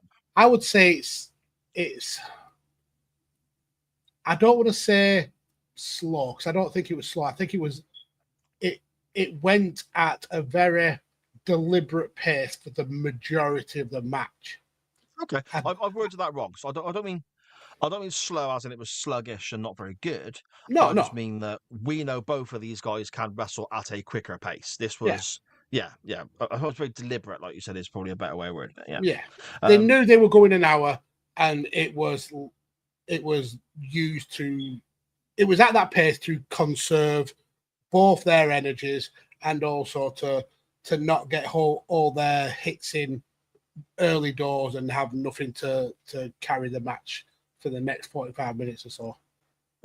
With regards to that, of course, the more time you have, the more of a story you can tell, and the more of a story you can develop in the ring based around certain moves and so on. The WrestleMania match the week before, Cena had won via submission with that fucking awful STFU move he used to do that looks like shit. It still does look like shit. He did it to CM Punk at Night of Champions. It's fucking crap. I hate it. He doesn't even put any pressure on the head or the neck. It's ridiculous. Absolute waste of space. Yeah. But Cena teases this on multiple occasions early on, and Shawn Michaels panics and gets out of the ring as quickly as he can. And when he's out of the ring, Cena actually even gives him the motion like this and says, "Oh, this close." Yeah. So they're telling a bit of a story around the fact that Michaels has already submitted to this shitty little hold that Cena does, and he's trying to avoid it in the ring. And I think it's quite a clever little touch, Max. Yeah, it's also a little bit of a callback to the episode we did with Shawn Michaels and Shelton Benjamin, where Michaels, he's so good at being that kind of wrestler that has learned from previous mistakes. I mean, the stuff with Shelton Benjamin, he was overlooking Shelton's skills, and then as the match went on, he got more and more respect for Shelton. In this, he fell foul to the STF at WrestleMania and has learned that lesson and knew how to avoid falling for it in this match. Yes.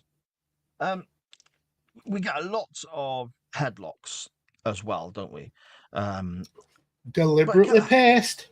Yeah, deliberately paced. But when done properly, it makes perfect sense. I mean, you look at the size of Cena's arms. If that guy gets hold of your head and squeezes, it's going to fucking hurt. I think sometimes nowadays, especially with certain wrestlers, certain companies, and certain ways that matches are put together, it's almost seen like a headlock or an arm bar or something along those lines it is just used as a spot to start the match, and then we're going to move on to something else and start doing 87 fucking backflips or whatever. Yeah. Which I don't like, because to me, if you've got a guy who is as strong and as powerful as John Cena applying a move like that, then it's going to hurt. And every move should be done in a way that looks convincing. That's the whole point in professional wrestling. It's to have the illusion of hurting your opponent without actually hurting them. Yeah, and I think that gets forgotten in modern day. Yeah, and it also calls to the point you made earlier about telling a story in the ring. The headlock, a very basic move, but it adds to the story that the wrestlers are trying to tell, because Shawn fights to get out of it, is unable to, but when he finally does, he's hit with a clothesline and he's back in the headlock again. So it's about him struggling to overcome Cena's power and by trial and error working out a way for him to get out of it. Yeah. We get a back elbow off an Irish whip that gets Shawn's first real foothold in the match, and we're actually quarter of an hour in at this point, so we've gone longer than a lot of TV matches have before Shawn's even got a foothold in the contest. But like you said, Maxie, Cena does go back to the headlock again and again and again, which makes sense again from an athletic standpoint, using his tools.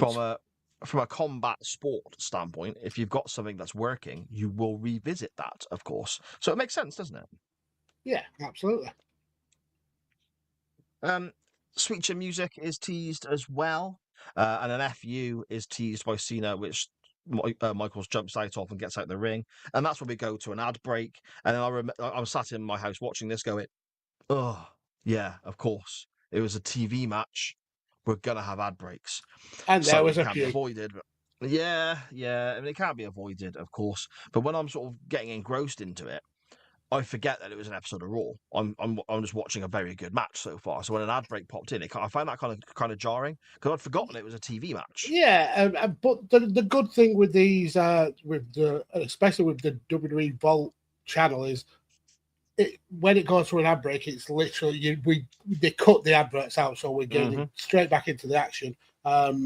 So I appreciate that part of it, and to go slightly off topic here, that WWE Vault YouTube channel is an absolute gold mine. I absolutely love it. The documentaries that they put up. I mean, I know we've had access to the majority of it via the network, but the thing with the network is it was a massive kind of swamp of content all at once. This is kind of like drip feeding stuff that you may have wanted to watch but didn't have time before, or it kind of like you forgot about it. But this is reminding you of stuff that you haven't watched for a long time, or stuff that maybe you didn't watch in the first place. Yeah, it's been brilliant for content like that. You've seen the footage that they put up a couple of days ago of the Great American Bash 1985.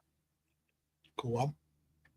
Well, they put up yesterday or today the Great American Bash 1986, which is a great show in its own right. But the Great American Bash 1985, they have only officially only had like an hour of footage on a tape that was sold by Jim Crockett Promotions in the NWA in the mid-80s. Okay, they have found a full version of this show. Wow, and cleaned it up as close to a full version as they can, and they've put it up on the YouTube channel, and it's all there for you to go and watch again for nothing. I mean, it's just fantastic, isn't it? They just in the last 24 hours, with it being Bret Hart's birthday, they put up a Bret Hart mega mix of a lot of his best matches, and there's a match on there that's never ever been aired, and I have not had a chance to watch it yet, but it's been absolutely raved about. It's a dark match after an episode of Raw in 1997, where it ends up being Taker versus Bret versus Shawn Michaels. That looks like it's going to be a banger. We're going to have to link to that somehow and get that on this show. Perhaps. Perhaps. Perhaps. Okay, so have you linked that today? No. Okay, right. Or Just maybe. wondering. Or maybe. We get lots of chops and punches exchanged as the pace picks up a little bit. Sean hits a neck breaker. Both guys are down on the ring, on the canvas. We get the Sean nipping up to his feet, which always gets a good reaction from the crowd. I mean, you see it coming a mile away. Oh, of course you do. It's so obvious when he hits that flying forearm. He's going to land on his back. His legs are going to be as stretched out, and his opponent's going to be down, and they're just going to get to the knees and get to the feet, and Sean's going to kip up. Yeah, but it's brilliant. It's fucking brilliant to watch. It's so good. Yeah. Sean hits the top rope elbow, which always looks wonderful. Always good stuff. We end up on the outside as well. We have lots of fighting on the outside. Shawn Michaels hits a plancha to the outside, but he's caught by Cena. And then we go to an ad break again, and it completely ruined the momentum for me. What makes that catch even better is that building up to this, Cena's really feeling an arm injury, and Sean's been working his arm, had him in a hammerlock, attempted a couple of kind of like tie-up pins, and you see Cena really selling the arm. He gets thrown out, but he's still able to catch Shawn Michaels and then grimaces as if this is hurting him to do so. Yeah. I thought that was really well done by both guys. But yeah, it is time to an ad break. It is indeed. Cena is in charge when we return. An FU for a 2 count. Good pop when Sean kicks out of that. We're outside again, and Sean is we're working on Shawn Michaels' back, and then that means that we get a bear hug from John Cena. Now, we all know my thoughts on the bear hug. I imagine this happened and you thought, fucking arsehole, I was going to rant about this shit. This one didn't go on too long. And I think from a visual standpoint, because Sean's not the biggest guy in the world, and Cena has those ridiculous, not just his biceps, but those ridiculous forearms, it didn't offend me so much. It worked for me. I think it was this bear hug, or it was one of the kind of moves to wear down Shawn Michaels' back earlier that Cena made me genuinely laugh out loud with how much effort he puts in. So he's there squeezing away, and with every squeeze, he's screaming at the top of his voice, going, "Ah! Ah!" Yeah. He's absolutely brilliant. Just comedy genius. We get the Michaels traditional bump over the corner, which we used to get pretty much every match as well, didn't we? Along with the nip up and so on. Before we see the Cena leg drop. What I did like about, again, to just jump in, what I did like about this one was that Jim Ross and was it Jerry Lawler on commentary? I think it was Jerry Lawler. Yeah, I think so. They talk about how Shawn Michaels takes three impacts from that corner over the corner bump. He slams into the turnbuckle, then he goes over the ropes, hits his back on the ring apron, and then also hits his back on the mats on the floor. So I thought that was a good point, right? Really hammering home how painful this could be for Shawn Michaels. Yeah, again, that's good commentary, isn't it? It can make the difference. Yeah, can't it? Absolutely. Yeah.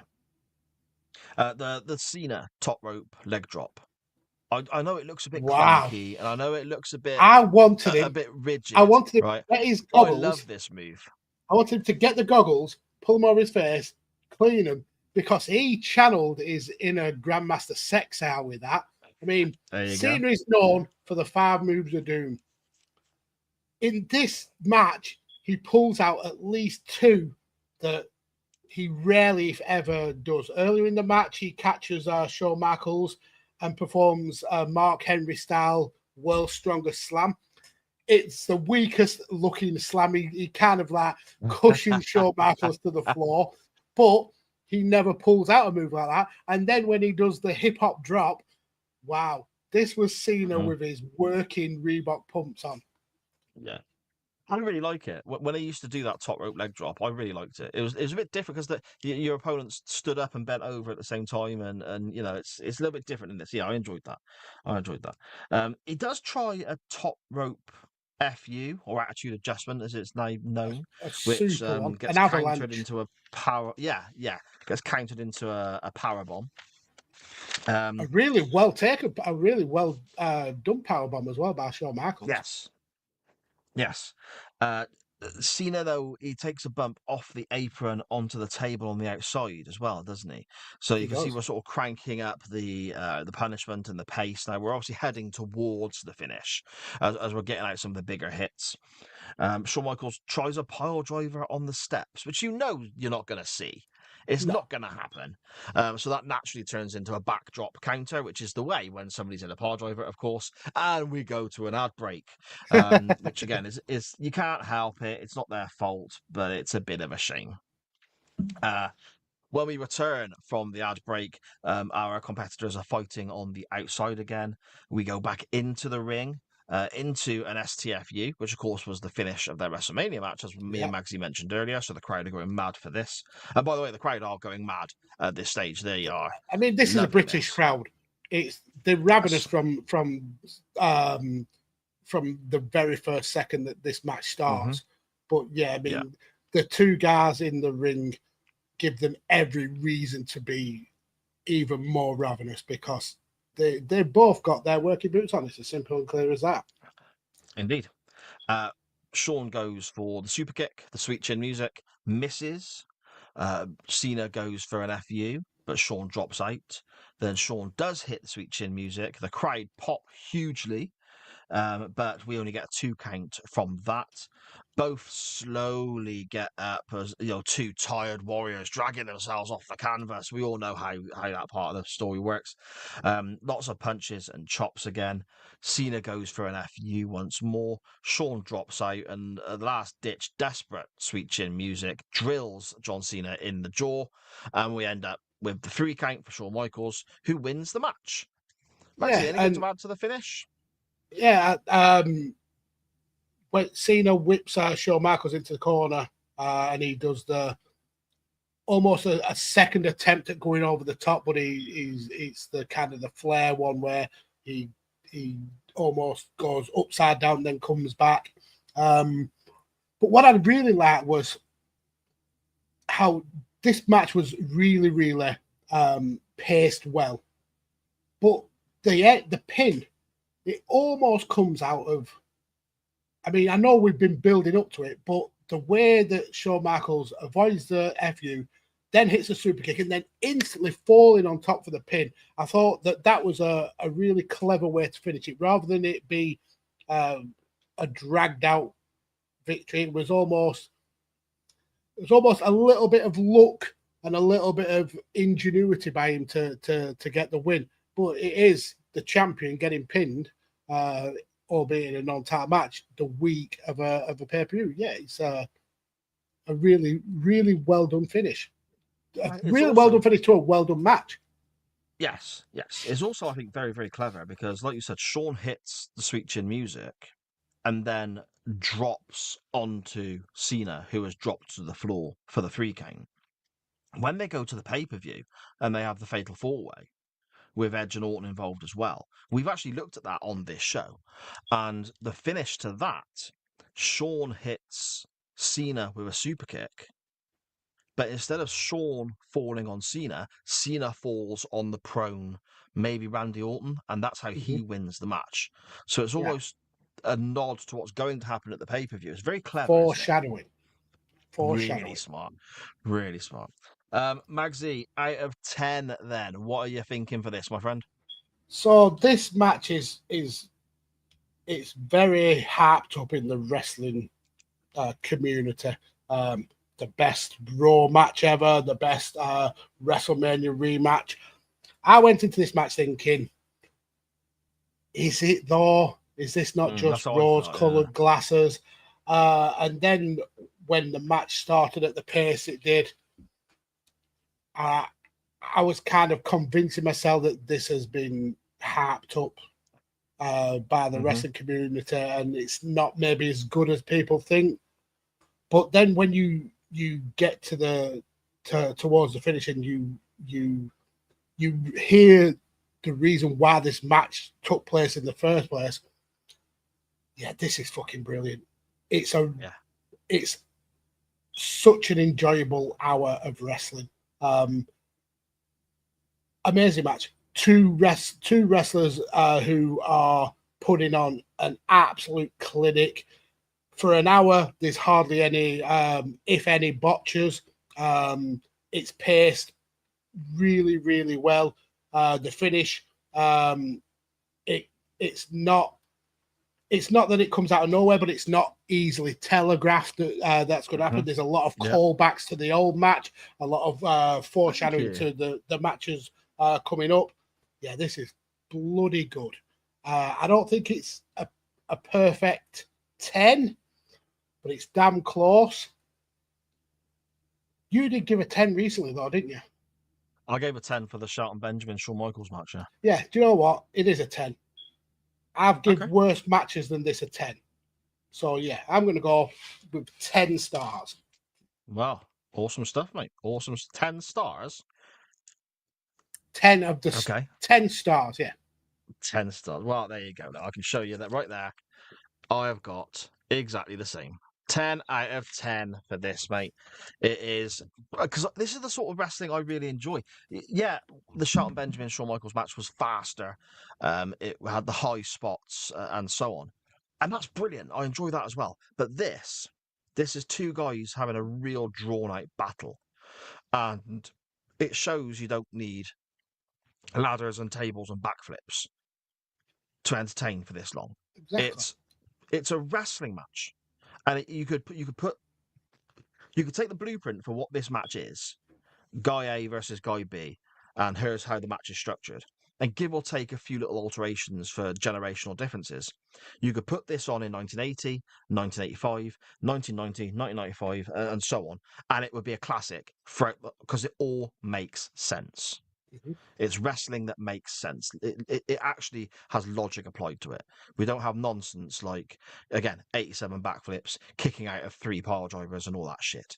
It works for me, and it's believable. Yeah. So, yeah, absolutely superb. And my wife has finally bought me my cup of tea, so that's why I turned and said thank you. Just as we're wrapping up, so that's awesome. Fuck, that's hot, actually. I've cut my lip earlier when we did the Leslie Grantham stuff, and I've just burnt my mouth on my tea. What's going on? Magsy, 2 10s there this week. Yeah. Awesome stuff. Big shoes to fill. Big shoes, mate. Big shoes. As is the nature of the show, for those who are unaware. I don't see many that wouldn't be, because we have the same people tuning in every week, and we love you for that. But if you are new to the show, the format is simply this: from Shawn Michaels versus John Cena in London for the WWE title, etc., etc., etc. Somehow or another, Magsy and I will now both put a link from this match to another match, and then both of those choices will go up on our Twitter account later in the week at @chain_wrestling, and you wonderful people out there will vote for which option you prefer, and that is what we will look at next week. And that's why, why we're called Chain Wrestling. There will be a poll about it. Indeed. Magsy, where do you want to go? What's your choice, mate? What are you thinking? Right, so I have been accused sometimes of coming up with the most tenuous of links to the next match. Not cheating. You cheat. It is cheating. So this week I am going over and above with the amount of links that this has. So this is the match we just watched was a WrestleMania, post-WrestleMania match. This one is a post-WrestleMania match. It was in the UK. This one I'm going for is in the UK. Shawn Michaels was in this match. He's in the match I'm putting forward. The current WWE/WWF champion was also in the match. And he also is in the match I'm putting forward. I want to roll back to 1992 when we had a UK exclusive pay-per-view called UK Rampage. And one of the matches on that card saw Shawn Michaels. But in this match, he actually does get a title match, and he is facing Randy Savage for the WWF title. Two of the very greatest to ever do it in a UK exclusive pay-per-view. Both guys have their wrestling boots on, so yeah, let's go for that. Randy Savage as champion, taking on Shawn Michaels for the WWF title from UK Rampage 1992. So this would have been just after WrestleMania 8, I'm assuming. Mm-hmm. Yeah. Okay. Shawn is my guy, as everyone knows. Shawn's one of my favorite wrestlers of all time. I don't think I've ever seen this. Wow. Well, it's recently been put on. Arguably one of the best YouTube channels in history, WWE Vault. Interesting. Okay. Was it a pay-per-view or was it a VHS tape, UK Rampage? This was on Sky Movies Plus. So it was actually a pay-per-view in the UK, but it also did release as a UK VHS and DVD. So again, a little bit of background. Obviously, Randy Savage has just beaten Ric Flair at WrestleMania 8 for the world title. Shawn here is not long a singles wrestler. He's not long started his singles run. The Barbershop aired in January. WrestleMania was in April of that year, I believe. Yeah, this is a couple of weeks after WrestleMania. Yeah, so I mean, he doesn't win his first singles title, his first Intercontinental title, until the October, Shawn Michaels. So yeah, very early in his singles run. I watched this fairly recently, and if I remember, this has still got the Shawn Michaels with the Sherry singing his theme, his entrance music. Fantastic! Oh, Sherry and Sherry and Elizabeth are also involved in this match. And if I remember rightly, this might be Elizabeth's last ever WWF appearance. I think. Oh, why? Okay. Yeah, I think so. Oh, okay. Well, yeah, the next pay-per-view is SummerSlam, and she's not there. There we go. Interesting. I like the sound of that. If that wins the poll, if that gets people's votes for what we want to do next week, I am going to be over the moon. That sounds really good. But as is the nature of the show, I've got to put something up against it myself. And my link is similar to one of your links, Magsy. My link is that this match took place in England.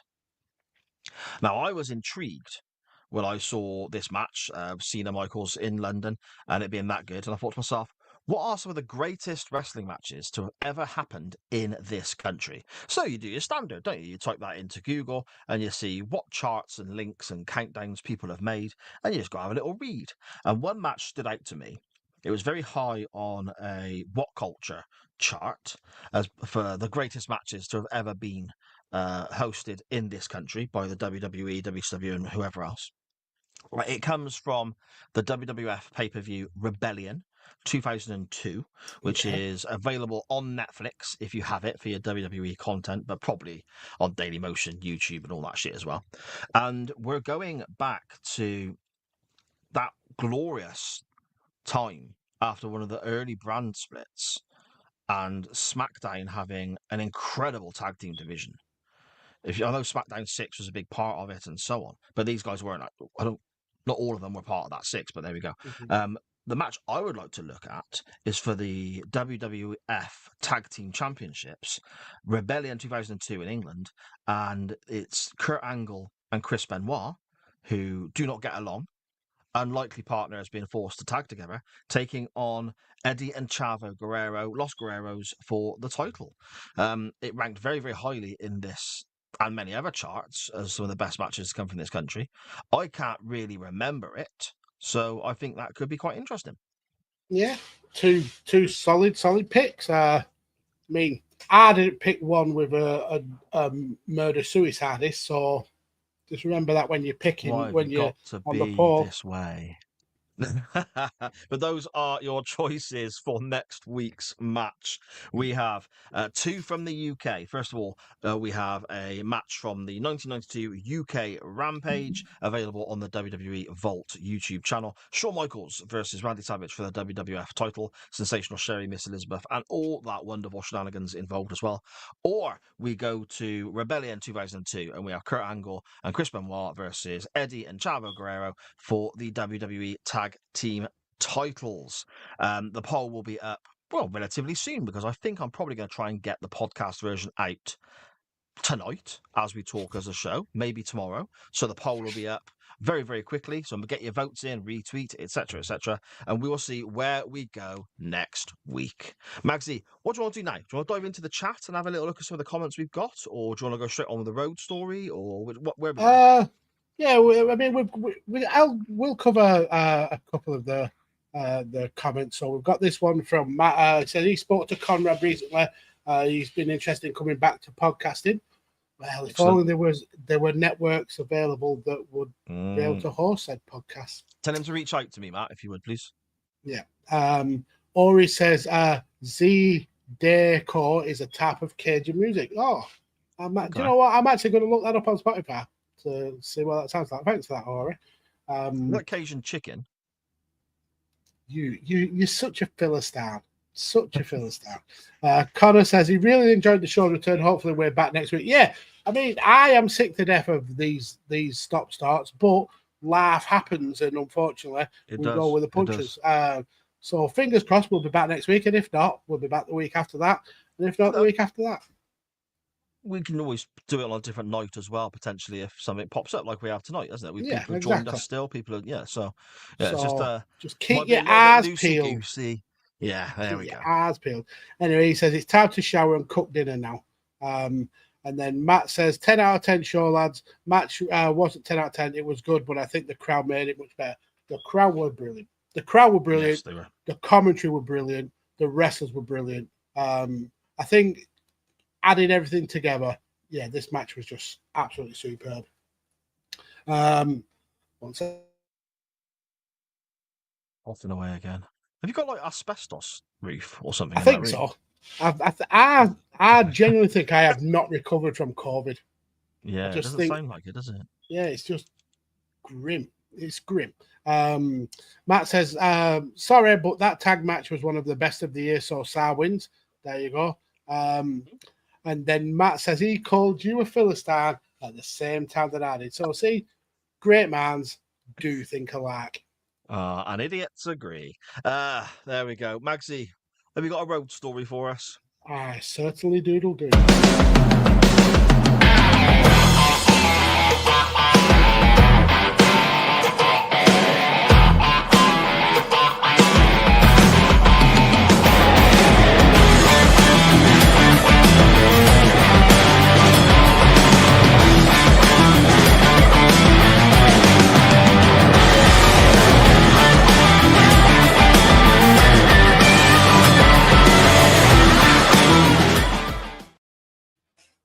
I'm going to eat some jelly babies while we're talking.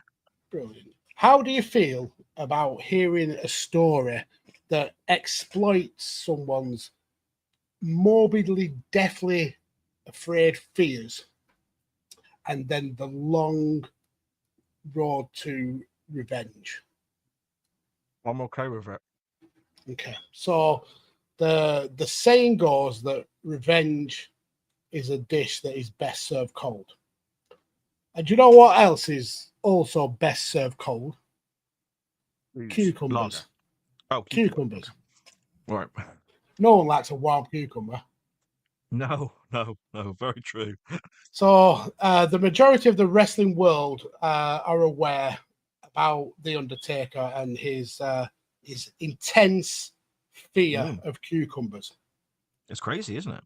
Yeah, so The Undertaker's explained that this fear came from when he was a young lad and he absolutely stuffed his face on cucumbers to the point where he was violently ill from them, and they left him that traumatized about it that he just absolutely detests the long, slender green vegetables. But a lot of his wrestling cohorts have taken that trauma and used it to prank the Undertaker. They put cucumbers in his locker room, in his bag, in his hotel room, and even sometimes in his food and drink. And the Undertaker told a story when being interviewed by Chris Van Vliet of one certain time when a cucumber-based prank was played on him. So he was with Paul Bearer and Brian Adams, who was Adam Bomb, and they were on the road, and they pulled up at a restaurant and ordered some food when Taker received a page, and it was from WWE head office. So he excused himself and he went to find a payphone so he could go and phone the office. When he comes back, he sees that Paul and Brian are both sat there looking like a pair of innocent choir boys, like butter would not melt in their mouth. So instantly, Taker is suspicious and he says, "What have you done?" "Nothing, Taker," says Paul Bearer. Both guys protest their absolute innocence. But Taker notices that the food has arrived since he was away. And Paul Bearer is eating salad. And what does that salad contain? That salad contains cucumbers. So straight away, he knows that the game is afoot. So Taker starts pulling his burger apart, peeling the cheese off the bread and removing the lettuce and the tomato, looking for a slice of cucumber. Gets his fries, gets them all out of the box, checking to see if there's not a hidden slice of the nasty green stuff in there. "What the hell are you doing?" says Paul Bearer. And he says, "Shut up. I know you guys have done something." And Brian looks at him and says, "Taker, I've done absolutely nothing." So Taker, on high alert, then after a few minutes, thinks there's no cucumber knocking about, starts to tentatively take a bite of his burger, brings it to his face, takes a little bite. The burger's delicious. It's one of the best burgers he's ever eaten. Picks off a couple of fries, sniffs them, dips them in some ketchup. The fries, really delicious. Then he decides to wash it down with a big swig of his iced tea. As he drinks, his eyes focus on the bottom of the glass. And as he's got a mouthful of iced tea, he spots a thin slice of cucumber stuck to the bottom of his glass. He sprays out the iced tea, and Paul is sat there, food just coming out of his mouth as he's holding back the laughter. Brian Adams is like, "Oh my God, this is disgusting, Taker. You should complain to the management. How dare they put cucumber in?" And Taker's like, "You pair of motherfuckers." Now Taker says neither of them would admit to it, says, but he knew that this was Paul's work because Paul had salad, whereas Brian Adams had ordered the soup. But Taker vowed at that minute to get revenge. But a few days passed and Paul had thought he was home free and escaped without punishment. So we get to 3 weeks or so later, and Taker and Paul are driving from Spokane to Seattle, which is about a 4-hour drive. So we're well into the journey, and Paul asked Taker to pull up at the next gas station so he could go for a piss. Taker says, "Yeah, sure. Whenever we see a gas station, we'll stop." So Taker sees an exit is coming up, but then starts messing with the radio. So he ends up accidentally missing that exit. Then Paul says to him, "Oh, there's an exit coming up over there," pointing to an exit, and then Taker's looking the opposite way. Which way? Which way do you mean? So they miss that exit. Paul's like, "Oh, you motherfucker! Pull up! I need a piss real bad."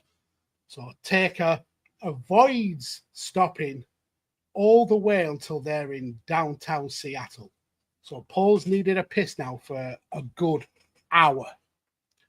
It's got to the point where he can't move or he can't talk, because if he does, that piss is going to come out.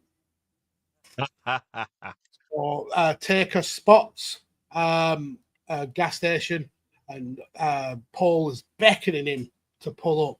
So just as they get to the exit for this gas station, Taker pulls a hard right, which was enough force for Paul Bearer's bladder to open, and the piss starts flowing. Finally, Taker pulls up to a gas station. He gets out the car and he's leaning on the bonnet, absolutely rolling in laughter. His ribs are hurting. Paul Bearer is scrambling in the car for something to wrap around himself, because he's got light denim jeans on. And when he steps out the car, there's a massive piss stain covering the majority of his pants. "Oh, you asshole! Damn you to hell, Taker!" Undertaker is fucking so proud of himself. So they get back in the car. Paul is obviously fuming. Taker turns to Paul, looks him in the eye, and says quietly, "Paul, I don't like cucumbers." Paul damns him to hell again. And this was back in the 90s, where the wrestlers were used to crowds of fans being there when they pulled up to park at the arena. And lo and behold, there was a crowd of fans waiting to greet Taker and Paul Bearer. Taker gets out, shakes hands with some of the crowd, taking photos, signing pictures. Paul Bearer gets out with a massive piss stain all over his light denim jeans in front of a huge crowd of fans. Taker has said this is genuinely one of the proudest moments of his professional career. Poor Paul Bearer walking around all pissy pants in front of the fans. Fuck Paul Bearer. I love the road stories, mate. Absolutely brilliant. I can't wait to hear the next one next week. Fantastic stuff. You might not like next week. Right, okay. I'm intrigued now. I'm intrigued. But there you go. That's it for this week then, Magsy. I've had a bloody great time. This has been awesome on our random Wednesday evening. We should probably do this again next week. Yeah, or even take a couple of weeks off and then just come back when we want, and we'll be all nice and refreshed and do it again. But no, we will be back next week. We will be back next week. There we go. Magsy, before we leave this week, though, do you want to let everyone know online and listening on the podcast version whereabouts they can find your good self online, please? Well, you can find me on X.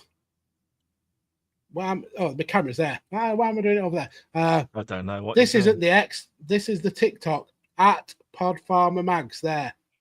On X, change that farmer to father, and you'll find me. I very rarely post on X. If at all, I might like and share something. You'll most likely find me on TikTok, though, doing barnyard animal like adjacent content or weight loss content, things of that nature. Fantastic stuff, mate. Awesome stuff.